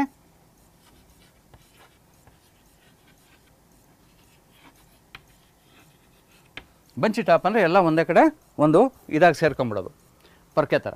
ಇದು ದೊಡ್ಡ ಮಹಾಮಾರಿ, ಅಂಗಮಾರಿ, ಅದು ಇದು ಅಂತ ತುಂಬ ಸಮಸ್ಯೆ ಇದೆ. ಇದನ್ನು ತೊಗೊಂಡೋಗಿ 2 ಕಿಲೋಮೀಟ್ರ್ ದೂರದಲ್ಲಿ ಸುಟ್ಟಾಕಿ ಮಾಡಿ ದಯವಿಟ್ಟು ಏನೂ ಬೇಕಾಗಿಲ್ಲ. ಮುಖ್ಯವಾದ ಕಾರಣ ಏನಿದಕ್ಕೆ, ಶಿಲೀಂಧ್ರಗಳು ಅಷ್ಟು ದಾಳಿಯಾಗಿದ್ದಾವೆ. ಏನಕ್ಕೆ ಮಾಡ್ಬೇಕು ನಾವು ಇವಾಗ, ನೀರನ್ನ ಅಷ್ಟೇ, ನೀರನ್ನು ಕೊಡಿರಿ, ಕಲ್ಲೀರಿ ರೈತರೆ, ಸಾಕು. ನೀವು ಏನು ಬೇಡ, ಯಾವ ರೋಗನೂ ಬರೋಲ್ಲ, ಇಳುವರಿ 10 ಅಧಿಕ ಬರ್ತವೆ. ತಲೆನೇ ಕೆಡ್ಸ್ಕೊಂಬೇಡಿ. ನೀರು ನೆಲ್ ಕೊಡ್ತೀರಾ, ಗಿಡ ಬೆಳೆದಂಗೆ ದೂರಕ್ಕೆ ತೊಗೊಂಡೋಗಿ ಕೊಟ್ಕೊಂಡು ಎಷ್ಟು ಬೇಕೋ ಅಷ್ಟೇ. ಈ ಕಳೆಗಳನ್ನ ಗಮನಿಸ್ಕೊಂಡು ನೀವು ನೀರು ಕೊಡಬೇಕು. ಕಳೆಗಳನ್ನ ಗಮನಿಸ್ಕೊಂಡು ನೀರು ಕೊಡೋದು ಕಲೀರಿ. ಮತ್ತೆ ಹೇಳ್ತೀನಿ, ಬೆಳಗ್ಗೆ 9-10 ಗಂಟೆಗೆ ಅವೇನು ಮಾಡಬೇಕು, ಹಿಂಗೆ ಸೋಗೆ ಹಾಕಬೇಕು. ಸೋಗೆ ಹಾಕಿದಾಗ ಅದಕ್ಕೆ ನೀರಿನ ಅವಶ್ಯಕತೆ ಇದೆ.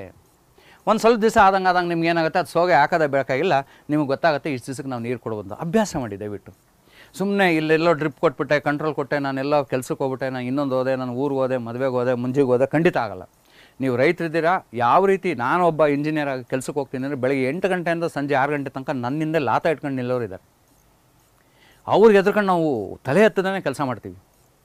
ಅದೇ ರೀತಿ ನೀವೇನು ಮಾಡಬೇಕು, ನಿಮಗೆ ನೀವೇ ಯಜಮಾನರು, ನಿಮಗೆ ನೀವೇ ನೋಡ್ಕೊಬೇಕಾಗಿದೆ. ಕೆಲಸಗಳನ್ನ ಗಮನಿಸೋದು ಕಲೀರಿ ದಯವಿಟ್ಟು. ಎಲ್ಲ ಹಾಳಾಗಿ ಹೋಗ್ತಿರೋದು ರೈತರು, ಕಳ್ಕೊಂತದ್ದೆಲ್ಲ ರೈತರು ಬೇಡವಾದ ರಾಜಕೀಯ, ಬೇಡವಾದ ವಿಷಯಗಳು. ನಾವು ಇದನ್ನೇ ಚರ್ಚೆ ಮಾಡಿಕೊಂಡು ಬರೇ ಬೆಲೆ ಕೊಡಲಿಲ್ಲ, ಇನ್ನೊಂದು ಕೊಡಲಿಲ್ಲ, ಮತ್ತೊಂದು ಕೊಡಲಿಲ್ಲ. ಯಾಕೆ ದುಡ್ಡು ಜಾಸ್ತಿ ಮಾಡ್ತೀರಾ? ಬಂಡವಾಳ ಯಾಕೆ ಹೆಚ್ಚಾಗ್ತೀರಾ? ಬಂತು ಅಂತ ಬರೇ ಬಾಳೆ ಬಂತು ಅಂತ ಸಮಸ್ಯೆಗೆ ಯಾಕೆ ಸಿಗಾಕಂತೀರಾ? ಇರೋಳು ನುಗ್ಗೆ ಬರ್ತಿದೆ, ಗ್ಲಿರ್ಸಿಡಿಯಾ ಬರ್ತಿದೆ, ಮತ್ತು ಅದ್ರ ಮೇಲೆ ತರಕಾರಿ ಬರ್ತಿದೆ, ಕೆಳಗಡೆ ಅಂತ ಶುಂಠಿ, ಅರಿಶಿನ ಬರ್ತಿದೆ, ಎಲ್ಲ ಬರ್ತಾಯಿದೆ. ನಿಮಗೆ ದುಡ್ಡನ್ನೇನು ಮಾಡ್ತೀರಾ? ಯಾವುದೇ ಒಂದು ಸಮಸ್ಯೆ ಬರುತ್ತೆ ಅಂದಾಗ ನಾವು ನಿಯಂತ್ರಣ ಮಾಡಬೇಕಾಗತ್ತೆ. ಸ್ನೇಹಿತರೆ, ಈ ಬಂಚಿ ಟಾಪ್ ಅಂತ ಆದಾಗ ನೀವೇನು ಹೆದರ್ಕೊಂಬೇಡ್ರಿ. ಎಷ್ಟು ಆಗುತ್ತೋ ಅಷ್ಟು ಹೆಚ್ಚು ನೀವೇನು ಮಾಡ್ತೀರಾ, ಒಣ ಹೊದಿಕೆನ ಭೂಮಿ ಮೇಲೆ ಹಾಕ್ತೀರಾ. ಭೂಮಿ ಮೇಲೆ ಏನಾಗ್ತೀರಾ, ಹೆಚ್ಚು ಒಣಗೋದಕ್ಕೆ ಹಾಕ್ತೀರಾ. ಈ ಗಿಡಗಳಿಗೆ ಹೆಚ್ಚು ಜೀವಾಮೃತ ಕೊಡ್ತೀರಾ. ಒಂದು 3 ರಿಂದ 4 ಲೀಟ್ರು ಪ್ರತಿ ವಾರ ಇಲ್ಲಿ ಚೆಲ್ತೀರ ಇದ್ರ ಸುತ್ತಲೂ, ಈ ಗಿಡದ ಸುತ್ತಲೂ. ತದನಂತರ ನೀರನ್ನ ತುಂಬ ದೂರ ಮಾಡ್ಬೇಕು. ನೀವು ಏನು ಮಾಡಬೇಕು, ತುಂಬ ದೂರ ನೀವು ನೀರನ್ನ ಮಧ್ಯಕ್ಕೆ ತೊಗೊಂಡೋಗ್ಬೇಕು. ಆದಷ್ಟು ನೀರನ್ನ ತುಂಬ ನಿಯಂತ್ರಣ ಮಾಡಿದಾಗ ಏನಾಗ್ತದೆ, ಈ ಬಂಚಿ ಟಾಪು ಇವು ಸದ್ಯಕ್ಕೆ ತನ್ನಿಂತಾನೆ ಹೋಗ್ತವೆ. ನಮ್ಗೆ ಇನ್ನೂ ಸಂಶಯ ಇದ್ದಾಗ ಏನು ಮಾಡ್ಬೋದು, 1 ಎಕರೆಗೆ 250 kg 250 kg ಏನಾಗ್ತೀರಾ, ಬೇವಿನ ಹಿಂಡಿ ಹಾಕ್ತೀರ. ಬೇವಿನ ಹಿಂಡಿನ ಎರಚ್ಬಿಟ್ಟು ನಾವು ಅದನ್ನು ನಿಯಂತ್ರಣಕ್ಕೂ ತರ್ಬೋದು. ಇನ್ನೊಂದು ದೊಡ್ಡ ಸಮಸ್ಯೆ ಇದೆ ಬಾಳೆಯಲ್ಲಿ, ಯಾವುದು ಅಂದರೆ ನಿಮೋಟೆಡ್ಸ್ ಅಂತ, ಬೇರು ಗಂಟು ರೋಗ, ರೂಟ್ ನಾಟ್ಸ್. ಬೇರು ಗಂಟು ರೋಗ ಅಂತ ಇದೆ. ನಾವು ಈ ರೀತಿ ನಾವು ಮೊನ್ನೆ ನೋಡಿದ್ವಿ, 8 ಅಡಿ 6 ಅಡಿಗೆ ನಾವು ಬಾಳೆನ ಹಾಕ್ತಾಯಿದ್ದೀವಿ. 8 ಅಡಿ 6 ಅಡಿ 6 ಅಡಿ 8 ಅಡಿ ಅಂದರೆ ಪೂರ್ವ ಪಶ್ಚಿಮ ಎಷ್ಟಾಗ್ತಾಯಿದ್ದೀವಿ, ಪೂರ್ವ ಪಶ್ಚಿಮಕ್ಕೆ 8 ಅಡಿ ಹಾಕ್ತಾಯಿದ್ದೀವಿ. ಗಿಡದಿಂದ ಗಿಡಕ್ಕೆ 6 ಅಡಿ ನಾವು ಹಾಕ್ತಾಯಿದ್ದೀವಿ, ಉತ್ತರ ದಕ್ಷಿಣ. ಇದು ಮಾಡೋವಾಗ ಏನು ಮಾಡ್ತೀರಾ ಅಂದರೆ, ಈ ಮಧ್ಯದ ಹೊಳೆ ಏನಿದೆ, ಈ ಮಧ್ಯದ ಹೊಳೆ ನಾವೇನು ಕಾಲುವೆ ಮಾಡ್ತಾಯಿದ್ದೀವಿ, ನಾವೇನು ಇದನ್ನು ಮಾಡಿದ್ದೀವಿ, ಈ ಮಧ್ಯದ ಹೊಳೆ ಏನು ಕಾಲುವೆ ಮಾಡ್ತೀವಿ, ಈ ಕಾಲುವೆಯಲ್ಲಿ ಏನು ಮಾಡ್ತೀರಾ, ಅಲ್ಲಲ್ಲಿ ಒಂದೊಂದು ಚೆಂಡು ಹೂವು ಹಾಕ್ತೀರ. ಅಲ್ಲಲ್ಲಿ ಒಂದೊಂದು ಚೆಂಡು ಹೂವು ಹಾಕ್ತೀರಾ. ಈ ವರ್ಮೈ ನಿಮ್ಮ ತೋಟದ ಹೊರಭಾಗದಲ್ಲೂ ಅಲ್ಲಲ್ಲಿ ಚೆಂಡು ಹೂವು ಹಾಕ್ಬೋದು ನೀವು. ಮತ್ತು ಸಾಸಿವೆ ಚೆಂಡು ಹೂವು, ಮತ್ತು ಸೇವಂತಿ, ಹಳದಿ ಸೇವಂತಿ, ಮತ್ತು ಆದಷ್ಟು ನಾಟಿ ಜವಾರಿ ತೋಳಿ ಯಾವಲ್ಲೂ. ಮತ್ತು ನಿಮ್ಮ ಚಿಂತಾಮಣಿ ಚೆಂಡು ಹೂವು ಅಂತೀವಿ, ಈ ಅಯ್ಯಪ್ಪನಿಗೆ ತುಂಬ ಉಪಯೋಗಿಸ್ತಾರೆ, ಆ ಕೆಂಪಿಗೆ ಬರೋಂಥ ಚೆಂಡು ಹೂವು. ಈ ಗಿಡಗಳನ್ನ ನೀವು ಬೆಳೆಯೋದ್ರಿಂದ ಏನಾಗುತ್ತೆ, ಆ ಬೇರುಗಳ ಮುಖಾಂತರ, ಆ ಬೇರುಗಳು ಆಲ್ಫಾ ತೆಟ್ರಾನೈಲ್ ಅಂದ್ಬಿಟ್ಟು ಒಂದು ಆಲ್ಕಲೈಡ್ನ ಒಂದು ಬಿಡುಗಡೆ ಮಾಡುತ್ತೆ. ಅದು ರಾಮಬಾಣ. ಯಾವುದು, ಈ ನಿಮೋಟೆಡ್ಸ್ಗೆ ಮತ್ತು ಬೇರುಗಂಟು ರೋಗ ಕಾರಣಕರ್ತ ಆದಂಥ ಈ ನಿಮೋಟೆಡ್ಸ್ ಏನಿದೆ ಅದಕ್ಕೆ ರಾಮಬಾಣ. ಅದನ್ನು ನಾವು ಬೆಳೆದ್ಬಿಟ್ಟಾಗ ಏನಾಗುತ್ತೆ, ಯಾವುದೂ ತೊಂದರೆ ಇಲ್ಲ. ಬೇರುಗಂಟು ರೋಗ ಬಂದಿದೆ ಅಂದಾಗ ನಾವು ಮತ್ತೆ ಒಂದು 250 kg ಬೇವಿನ ಹಿಂಡಿ ಮೊದಲನೇ ಹಂತಗಳನ್ನು ಹೇಳ್ತಿರೋದು. ನೀವು ಮಾಡ್ಕೊಂಡು ಹೋದಾಗ ಇದು ಯಾವುದು ಬೇಕಾಗಿಲ್ಲ, ಮತ್ತು ಇದು ಯಾವುದು ಬರೋದು ಇಲ್ಲ, ಸಮಸ್ಯೆಗಳು ಯಾವುದು ಬರೋದಿಲ್ಲ. ಈ ರೀತಿ ನಾವು ಮಾಡ್ಕೊಂಡು ಬೆಳೆಗಳನ್ನ ತೆಗಿಬೋದು. ಸೊ ಆಮೇಲೆ ನಾನು ಮೊನ್ನೆ ಓದ್ ಸಂಚಿಕೆಯನ್ನು ತೋರಿಸಿದ್ದೀನಿ. ನಿಮ್ಮದು ಯಾವಾಗ ಈ ಮಾತೆ ಆಚೆ ಬರುತ್ತೆ, ಆಚೆ ಬಂದಿದ್ದ ನಂತರ ಏನಾಗುತ್ತೆ, ಗೊನೆ ಒಳಗೆ ನಮಗೆ ಕಾಯಿಗಳು, ಸಣ್ಣ ಸಣ್ಣ ಕಾಯಿಗಳು ಬರೋಕ್ಕೆ ಶುರುವಾಗ್ತವೆ. ಬಂದ್ಬಿಟ್ಟು ಏನಾಗುತ್ತೆ, ಇದಾದ ನಂತರ ಈ ಮತ್ತೆ ಬರ್ತವೆ, ಇವುಗಳು ಕಾಯಾಗಲ್ಲ, ಇದ್ರ ಮುಂದೆ ಸಣ್ಣ ಸಣ್ಣದಾಗ ಮತ್ತೆ ಏನು ಅಂಗುಷ್ಟುಗಳ ಥರ ಏನಾಗ್ತವೆ ಬರ್ತಾ ಇರ್ತವೆ. ಇದಾದ ನಂತರ ಯಾವಾಗ ಇದು ಮುಂದೆ ಬಂದು ಈ ಮಾತೆ ಇಲ್ಲಿ ಬರುತ್ತೆ, ನಾವೇನು ಮಾಡಬೇಕು, ಇಲ್ಲಿ ಕತ್ತರಿಸ್ಬಿಟ್ಟು ಇದಕ್ಕೆ ಏನು ಮಾಡಬೇಕು, ಕತ್ತರಿಸಿಲ್ಲಿ ಏನು ಮಾಡ್ತೀವಿ, ಒಂದು ಅರ್ಧ ಲೀಟ್ರ್ 1/4 ಲೀಟ್ರ್ ಜೀವಾಮೃತನ ಒಂದು ಯಾವುದಾನ ಒಂದು ಇದರೊಳಗೆ ಪ್ಲಾಸ್ಟಿಕ್ ಕವರಲ್ಲೋ ಮತ್ತು ಬೇರೆ ಯಾವುದಾನ ವ್ಯವಸ್ಥೆ ಮಾಡಿ ಇದಕ್ಕೆ ಕಟ್ಬಿಟ್ರೆ ಏನಾಗುತ್ತೆ, ನಮ್ಮ ಮೇಲಿಂದ ಕೆಳಗಡೆ ತನಕ ಕಾಯಿ ಒಂದೇ ಗೊನೆ ಬರುತ್ತೆ. ನಮಗೆ ಎಲ್ಲ ಒಂದೇ ಗೊನೆಯಲ್ಲಿ ಪ್ರತಿಯೊಂದು ಕಾಯಿನೂ ಒಂದೇ ಅಳತೆ ಬರುತ್ತೆ. ಮೇಲಿಂದ ಕೆಳಗಡೆ ನಮ್ಗೆ ಹೆಚ್ಚೆಚ್ಚು ಬೆಲೆ ಸಿಗುತ್ತೆ. ಯಾಕೆಂದರೆ ನೀವು ನೋಡೋದಂದರೆ ಸಣ್ಣ ಕಾಯಿ ಅಂದರೆ ಚಿಪ್ಪಲ್ಲಿ ಮಾರ್ತಿರ್ಬೇಕು ಏನು ಮಾಡ್ತಾರೆ, 30 ರೂಪಾಯಿ ಅಂತಾರೆ. ಅದೇ ದೊಡ್ಡವಕ್ಕೆ ಏನು ಮಾಡ್ತಾರೆ, 40-45 ರೂಪಾಯಿ, 50 ರೂಪಾಯಿ ಮಾರ್ತಿರ್ತಾರೆ. ಸೊ ಈ ಒಂದು ತಾರತಮ್ಯ, ಬೆಲೆ ತಾರತಮ್ಯನ ನಾವು ತುಂಬ ನಿಯಂತ್ರಣ ಮಾಡ್ಬೋದು. ಮತ್ತು ಒಂದೇ ರೀತಿ ಬರ್ತಾರೆ ಅಂದರೆ ಒಂದೇ ರೀತಿ ಪಕ್ವಾಗೋದ್ರಿಂದ ಏನಾಗುತ್ತೆ, ನಮಗೆ ಸಂಪೂರ್ಣವಾಗಿ ಒಳ್ಳೆ ಬೆಲೆ ಸಿಗುತ್ತೆ ಮತ್ತು ರೋಗ ಮುಕ್ತವಾಗುತ್ತೆ. ಯಾಕೆಂದರೆ ಜೀವಾಮೃತ ಹೆಂಗೆ ಕೊಡ್ತಾಯಿದೆ. ಮತ್ತು ನಂತರ ಏನು ಮಾಡಬೇಕು ಅಂದರೆ, ಈ ಬಾಳೆ ಗಿಡ ಹಾಕಿದಾಗ ಯಾವುದೇ ಕಾರಣಕ್ಕೂ ನಮ್ಗೆ ಊಟದ ಎಲೆ ಬೇಕು, ಅದು ಬೇಕು, ಇದು ಬೇಕು ಅಂತ ದಯವಿಟ್ಟು ಕತ್ತರಿಸೋಕೆ ಅನಿವಾರ್ಯ ಇದ್ದಾಗ ಮಾತ್ರ. ಯಾವುದನ್ನ ಮರಿ ಬಂದಿದ್ರೆ ಅದರಿಂದ ನೀವು ಎಲೆಗಳ್ನ ಬೇಕಾದ್ರೆ ತೊಗೊಳ್ಳಿ, ಯಾವುದನ್ನು ನೀವು ಕಡ್ದಾಕ್ತೀರ ಅಥವಾ ನಾವೇನು ನೋಡಿದ್ವಿ ನುಲ್ಸ್ಬಿಟ್ಟು ಗುದ್ದುತ್ತೀವಲ್ಲ ಅಂಥರ ಉಳಿದಿರೋಂಥ ಎಲೆ ತೊಗೊಳ್ಳಿ. ಯಾವುದೇ ಕಾರಣಕ್ಕೂ ಮುಖ್ಯವಾದ ಎಲೆಯಿಂದ ಕತ್ತರಿಸೋಕೆ ಹೋಗ್ಬೇಡ್ರಿ. ಕಾರಣ ಪ್ರತಿ ಚದರ ಅಡಿ 4.25 ಗ್ರಾಮ್ ಅನ್ನ ತಯಾರಿಸುತ್ತೆ. ಪ್ರತಿದಿನ 2.25 ಗ್ರಾಮು ನಿಮ್ಮ ಬಾಳೆ ಫಸಲನ್ನು ನೀವೇ ಕೈಯಾರೆ ಕಳ್ಕೊತಾ ಇದ್ದೀರ ಒಂದು ಚದರ ಅಡಿಯಿಂದ. ಸೊ ಇದನ್ನು ನೀವು ಕಳೆದ್ಬಿಟ್ರಿ, ಇನ್ನು 6 ತಿಂಗಳು ಅದು ಗೊನೆ ಬರುತ್ತೆ ಅಂದರೆ 6 ತಿಂಗಳು ಇಂಟು ಪ್ರತಿದಿನ ಇಷ್ಟು ಗ್ರಾಮು, ಎಷ್ಟು ಗೊನೆಯಲ್ಲಿ ನಿಮ್ಗೆ ಇಳುವರಿ ಕಮ್ಮಿ ಆಗುತ್ತೆ. ಹಾಗಾಗಿ ಯಾವುದೇ ಕಾರಣಕ್ಕೂ ಈ ಹಸಿರು ಎಲೆಗಳನ್ನ ಕಡಿಬೇಡ್ರಿ. ತದನಂತರ ಹೋಗ್ತಾ ಬೆಳೀತಾ ಏನಾಗುತ್ತೆ, ಇವು ಕೆಳಗಡೆ ಬೀಳ್ತವೆ, ಗರಿಗಳು ಒಣಗ್ಬಿಟ್ಟು ಕೆಳಗಡೆವು ಈ ಮೈ ಮೇಲೆ ಚಾಚ್ಕೊಳುತ್ತೆ. ಯಾವುದೇ ಕಾರಣಕ್ಕೂ ಇದನ್ನು ಕತ್ತರಿಸೋಕೆ ಹೋಗ್ಬೇಡ್ರಿ. ಯಾಕೆಂದರೆ ನಾವು ನೋಡಿದ್ದೀವಿ ಇದರೊಳಗಿರುವಂಥ ಸಾರ್ವಜನಿಕ, ಫಾಸ್ಫರಸ್ಸು, ಪೊಟ್ಯಾಶು ಮತ್ತು ಮೆಗ್ನೀಷಿಯಮ್, ರಂಜಕ, ಮೆಗ್ನೀಷಿಯಮ್ ಎಲ್ಲ ಏನಿದೆ ವಾಪಸ್ ಹೋಗಿ ಬೇರ್ಗೆ ಸೇರ್ಕೊಂಡಿರ್ತವೆ. ಯಾವಾಗ ಕೊರತೆ ಆಗುತ್ತೆ ಈ ಗಿಡಕ್ಕೆ ಬೇಕಾಗುತ್ತೆ ಆವಾಗ ವಾಪಸ್ ಎಲ್ಲಿಗೆ ಬೇಕೋ ಅಲ್ಲಿಗೆ ರವಾನೆ ಆಗುತ್ತೆ ಮತ್ತೆ. ಹಾಗಾಗಿ ಇವನು ಕಡಿಬೇಡ್ರಿ. ಮತ್ತು ಯಾವಾಗ ಇದು ಮೈ ಮೇಲೆ ತುಂಬ ಸರಗಾಗಿ ಒದಿಸ್ಕೊಂಡಿದೆಯೋ ತೀಕ್ಷ್ಣವಾದ ಬಿಸಿಲು ಅಥವಾ ಅತಿ ತಣ್ಣದಾದ ತಾಪಮಾನ, ಚಳಿ ಗಾಳಿಗಳನ್ನ ತಡೆಯುತ್ತೆ, ಗಿಡಕ್ಕೆ ಯಾವುದೇ ರೀತಿ ಹಾನಿ ಆಗದಿರಂಗೆ ನೋಡ್ಕೊತವೆ. ಮತ್ತು ಯಾವಾಗ ನಾವು ಹೆಚ್ಚು ನೀರು ಮಾಡಿ ಇದನ್ನು ಮಾಡ್ತೀವೋ ಭೂಮಿನ ಏನು ಮಾಡ್ತಾಯಿದ್ದೀವಿ, ಇಲ್ಲಿ ರೋಗಾಣುಗಳನ್ನ ಹೆಚ್ಚು ಮಾಡಿದ್ದೀವಿ, ಭೂಮಿ ಬಲವಂತ ಆಗೋ ಬದಲು ದುರ್ಬಲ ಆಗ್ತಾಳೆ. ಅಂಥ ಸಮಯದಲ್ಲಿ ನೀರು ಹೆಚ್ಚು ಕೊಟ್ಟಿದ್ರೆ ಈ ಶರೀರದಲ್ಲಿ ಆಗಲೇ 90% ನೀರಿದೆ, ಇನ್ನೂ ಏನಾಗ್ತೀವಿ ಹೆಚ್ಚು ನೀರ್ಮಯ ಆದಾಗ ಏನಾಗುತ್ತೆ ನಾವು ನೋಡ್ತೀವಿ ಇದು ವಿವೆಲ್ಸ್ ಅಂದ್ಬಿಟ್ಟು ಏನಂತಾರೆ ಅದನ್ನು, ಈ ಕಾಂಡ ಕೊರಕಗಳು ಬರೋದನ್ನು ನಾವು ಗಮನಿಸ್ತಾ ಇದ್ದೀವಿ. ಯಾವಾಗ ಬಂತ ಕಾಂಡ ಕೊರಕ, ಯಾವಾಗ ನೀವು ಈ ಡ್ರಿಪ್ನೆಲ್ಲ ಮಾಡಿ ಅವ್ರು ಕೊಟ್ಟಿರೋ ತಪ್ಪಲ್ಲ, ಅದಕ್ಕೆ ಆಟೋ ಹಾಕ್ಬಿಟ್ಟು ಸುಮ್ಮನೆ ಮನೆಗೆ ಹೋಗಿ ನಿದ್ದೆ ಮಾಡ್ಕೊಂಡು ನಾವು ಮಾಡ್ತಾಯಿದ್ದೀವೋ, ನಿತ್ಯ ನಿರಂತರ ನೀರನ್ನು ಹೆಚ್ಚು ಮಾಡಿದಾಗ ಏನಾಗ್ತಿದೆ ಕಾಂಡದಲ್ಲಿ ಹೆಚ್ಚಾಗ್ತಿದೆ, ದುರ್ಬಲ ಆಗ್ತಿದೆ, ಭೂಮಿ ದುರ್ಬಲ ಆಗಿದೆ, ಯಾವುದೇ ಶಕ್ತಿ ಇಲ್ಲ ಅದನ್ನು ತಡೆಯೋದಕ್ಕೆ. ಅದನಂತರ ಈ ಕಾಂಡ ಕೂಡ ನೀರ್ಮಯ ಎಷ್ಟಾಗಿದೆ ಅಂದರೆ ಒಂದು ಸಣ್ಣದಾದರೆ ಪಟ್ಟಂತ ಹೊಡಿತದೆ, ಇದರೊಳಗೆ ಹೋಗಿ ಸೇರ್ಕೊಂತವೆ ಕಾಂಡಗಳು ಕೊರಕಾಗಿ ಇದನ್ನು ಇದಾಗಿ ಮತ್ತೆ ಇದು ಪೂರ್ತಿ ಗಿಡ ಬೆಳೆಯೋದನ್ನು ನಾವು ನೋಡ್ತಾ ಇದ್ದೀವಿ. ಸೊ ಹಾಗಾಗಿ ನೀರು ಎಲ್ಲ ರೋಗಕ್ಕೆ ಮಹಾತಾಯಿ. ನೀರು ಬೇಕು, ಎಷ್ಟು ಬೇಕೋ ಅಷ್ಟೇ. ಅದನ್ನು ಬಿಟ್ಟು ನೀವು ಹೆಚ್ಚು ಕೊಟ್ಟೆ ಅಂದರೆ ನಾವು ಯಾವ ರೀತಿ 1 ಲೋಟ ಕುಡಿಬೋದು, 2 ಲೋಟ ಕುಡಿಬೋದು, ಕೊಟ್ಟರು ಅಂತ ಒಂದು ತಮಗೆ ಕುಡಿದ್ವಿ, 1.5 ತಮಗೆ ಕುಡಿದ್ವಿ ಅಂದರೆ ಮೈಯೆಲ್ಲ ಭಾರ ಬರ್ತದೆ. ಸ್ವಲ್ಪ ಒಂದು ಚೂರು ಯಾರನ್ನ ಮಾತಾಡ್ಸೂ ವಾಕರಿಕೆಯಾಗಿ ವಾಂತಿ ಮಾಡ್ಬಿಡ್ತೀವಿ ನೀರನ್ನ ಅಲ್ವಾ, ಆ ರೀತಿ ಆಗುತ್ತೆ. ಹಾಗಾಗಿ ನೀವು ನೀರಿನ ನಿಯಂತ್ರಣ ಅತಿ ಮುಖ್ಯ, ನೀವು ನೋಡಿ ಮಾಡಬೇಕಾಗತ್ತೆ. ಬಾಳೆಲಿ ಇನ್ನೊಂದು ಈ 8 ಅಡಿ 6 ಅಡಿನ ನಾವು ಇನ್ನೊಂದು ಅಳತೆಯಲ್ಲಿ ನಾವು ಇಡ್ಬೋದು. ಯಾವ ರೀತಿ ಇಡ್ತೀವಿ ಅಂದರೆ ಈ ಸಾಲಿಂದ ಈ ಸಾಲು 8 ಅಡಿ, ಪಕ್ಕದಲ್ಲಿ 4.25 ಅಡಿ ಅಂದರೆ ಜೋಡಿ ಸಾಲು, ಪೂರ್ವ ಪಶ್ಚಿಮ, ರೈಟ್. 8 ಅಡಿ ಇಡ್ತೀರಾ, ಮತ್ತು 2ನೇ ಜೋಡಿ ಸಾಲನ್ನ 4.25 ಅಡಿಗೆ ಇಡ್ತೀರಾ, ಮತ್ತು ಈ ಗಿಡಗಳನ್ನ ಏನು ಮಾಡ್ತೀರಾ 6 ಅಡಿಗೆ ಇಟ್ಕೊಂಡು ಹೋಗ್ತೀರಾ, 6 ಅಡಿಗೆ ಇಟ್ಕೊಂಡು ಹೋಗ್ತೀರಾ. ಇಲ್ಲಿ ನಮಗೇನಾಗ್ತಿದೆ 5 ಒಳೆಗಳು ಬರ್ತಾ ಇದ್ದಾವೆ, ಆದರೆ ಇಲ್ಲೇನಾಗುತ್ತೆ ಬರೋದೇ 3 ಒಳೆ. ಏನು ಮಾಡ್ತೀವಿ ಅಂದರೆ ಇಲ್ಲಿ ಮತ್ತೆ ಉಳ್ಳಾಗಡ್ಡಿ ಏನು ನಾವು ಈ ಮೊದಲನೇ ಇದಕ್ಕೆ ಹಾಕೋದನ್ನು ಹೇಳಿದೀವೋ ಈ ಬಾಳೆ ಗಿಡದ ಪಕ್ಕದಲ್ಲಿ, ಅದನ್ನೇ ನೀವು ಈ ಬಾಳೆ ಗಿಡದ ಪಕ್ಕಕ್ಕೆ ಈ ಬದಿನಲ್ಲಿ ಹಾಕೊಂತೀರ, ಈ ಬದಿನಲ್ಲಿ ಹಾಕೊಂತೀರ. ಇಲ್ಲಿ ಕಾಳು ಗಿಡಗಳು ಮೆಣಸಿನ್ಕಾಯಿನ ಇಲ್ಲಿ ಹಾಕೊಂತೀರ. ಯಾಕೆ ಮೆಣಸಿನ್ಕಾಯಿ ಅಂತ ಒತ್ತು ಹೇಳ್ತೀವಿ ಅಂದರೆ ಒಂದು 4 kg ಹೀರೆಕಾಯಿ ಬಂತು, 2 kg ಬದನೆಕಾಯಿ ಬಂತು, ಎಲ್ಲೋಗಿ ಮಾರೋದೊಂದು ದೊಡ್ಡ ಸಮಸ್ಯೆ ಇದೆ. ಹಾಗಾಗಿ ಮೆಣಸಿನ್ಕಾಯಿ ನಮಗೆ ಸಮಯ ಇದ್ದರೆ ಹಸ್ರುಗಾಯಿನ ಕಿತ್ಬಿಟ್ಟು ಹೋಗಿ ಮಾರ್ಬೋದು, ಕೆಂಪಾಯ್ತು ಅಂದರೆ ಇಟ್ಕೊಂಡು ಒಣಗಿರೋದನ್ನು 2 ವರ್ಷ ಬಿಟ್ಟು ಮಾರ್ಬೋದು, ನಿಮ್ಗೆ ಯಾವುದೂ ತೊಂದರೆ ಆಗಲ್ಲ. ಹಾಗಾಗಿ ನಾವು ಇಲ್ಲಿ ನಿಮ್ಗೆ ಏನಕ್ಕೆ ಬರೀ ಕಡಲೆಕಾಯಿ, ಈರುಳ್ಳಿ, ಬೆಳ್ಳುಳ್ಳಿ, ಆಲೂಗಡ್ಡೆ ಇವನ್ನ ಹೇಳ್ತೀವಿ ಅಂದರೆ ನೀವು ಇವಾಗ ಗೆಡ್ಡೆಕೋಸು ಬೆಳೆದ್ಬಿಟ್ರಿ, ಕ್ಯಾರೆಟ್ ಬೆಳೆದ್ಬಿಟ್ರಿ, ಏನಾಗುತ್ತೆ 2 ದಿವಸಕ್ಕೆ ತೊಗೊಂಡೋಗಿ ಮಾರಬೇಕಾಗತ್ತೆ ಜಾಸ್ತಿ ಅಂದರೆ. ಆದರೆ ಈ ಈರುಳ್ಳಿ ಬೆಳ್ಳುಳ್ಳಿನೆಲ್ಲ ತಿಂಗಳಂಗಟ್ಟಲೆ ಇಟ್ಕೊಂಡು ಹೋಗಿ ಮಾರ್ಬೋದು ನಾವು.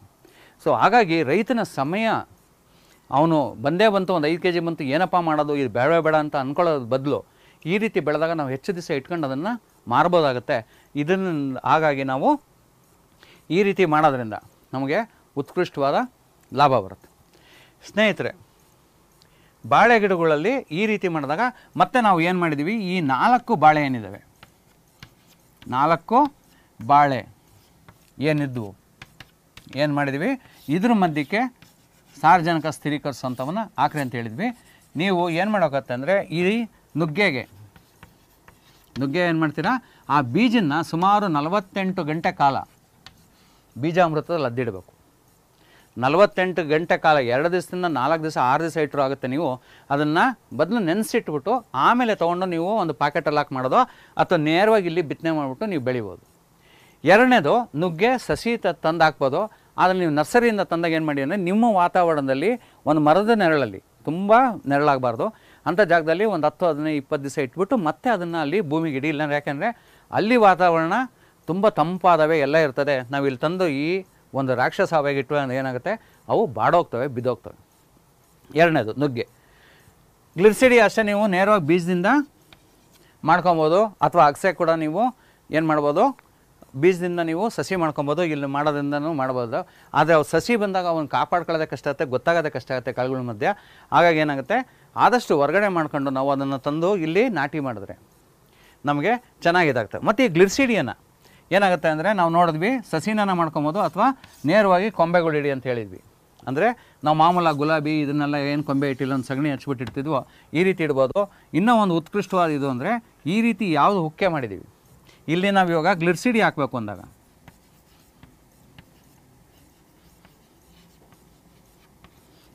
ಏನು ಮಾಡ್ತೀರಾ, ಈ ಗ್ಲಿರ್ಸಿಡಿಯಾದ ಒಂದೂವರೆ ಅಂಗ್ಲ ದಪ್ಪ ಇರೋಂಥದ್ದನ್ನು ಏನು ಮಾಡ್ತೀರಾ, ಕಾಂಡ ತೊಗೊಂಡು ಅದನ್ನು ಸುಮಾರು ಒಂದಡಿ ತುಣ್ಣ ಕತ್ತರಿಸ್ಕೊಳ್ರಿ. ಕಬ್ಬನ್ನ ನಾಟಿ ಮಾಡ್ದಂಗೆ ಮಾಡಿರಿ, ಅದು ಬರುತ್ತೆ. ತುಂಬ ಉತ್ಕೃಷ್ಟವಾಗಿ ಬಂದು ನಿರಂತರವಾಗಿ ನಿಮ್ಗೆ ಕೊಡುತ್ತೆ. ಇವನ್ನೆಲ್ಲ ನಾವು ಎಷ್ಟಡಿ, 5 ಅಡಿ ಮೇಲೆ ಚೂಟ್ಬೇಕು, ದಯವಿಟ್ಟು ಜ್ಞಾಪಕ ಇಟ್ಕೊಳ್ಳಿ. ಆ ರೀತಿ ಮಾಡೋದ್ರಿಂದ ಈ ರೀತಿ ನಾವು ಕಬ್ಬನ್ನು ನಾಟಿ ಮಾಡ್ದಂಗೆ ಮಾಡಿ ಕೂಡ ಈ ಗ್ಲಿರ್ಸಿಡಿಯಾ ಅಥವಾ ಗಿರಿಪುಷ್ಪವನ್ನು ಬೆಳೆಸ್ಬೋದು. ತುಂಬ ಉತ್ಕೃಷ್ಟವಾಗಿ ಬರುತ್ತೆ. ಇಷ್ಟು ಹೇಳ್ಕೊಂಡು ಬಾಳೆ ಬಗ್ಗೆ ತಮಗೆಲ್ಲ ತಿಳಿತು ಅಂತ ಅನಿಸುತ್ತೆ. ನೋಡೋಣ, ಅದಂಗೆ ಏನಾದರೂ ನಿಮ್ಮ ಸಂಶಯಗಳಿದ್ರೆ ಮುಂದಿನ ಸಲ ನಾವು ನೇರವಾಗಿ ಅದನ್ನು ತೊಗೊಂಡು ನೇರವಾಗಿ ನಿಮ್ಮ ಪ್ರಶ್ನೆಗಳಿಗೆ ಉತ್ತರ ಕೊಡೋದಕ್ಕೆ ಪ್ರಯತ್ನ ಮಾಡೋಣ. ಇಲ್ಲಿವರೆಗೂ ಬಾಳೆದು ಮುಗೀತು. ಧನ್ಯವಾದ.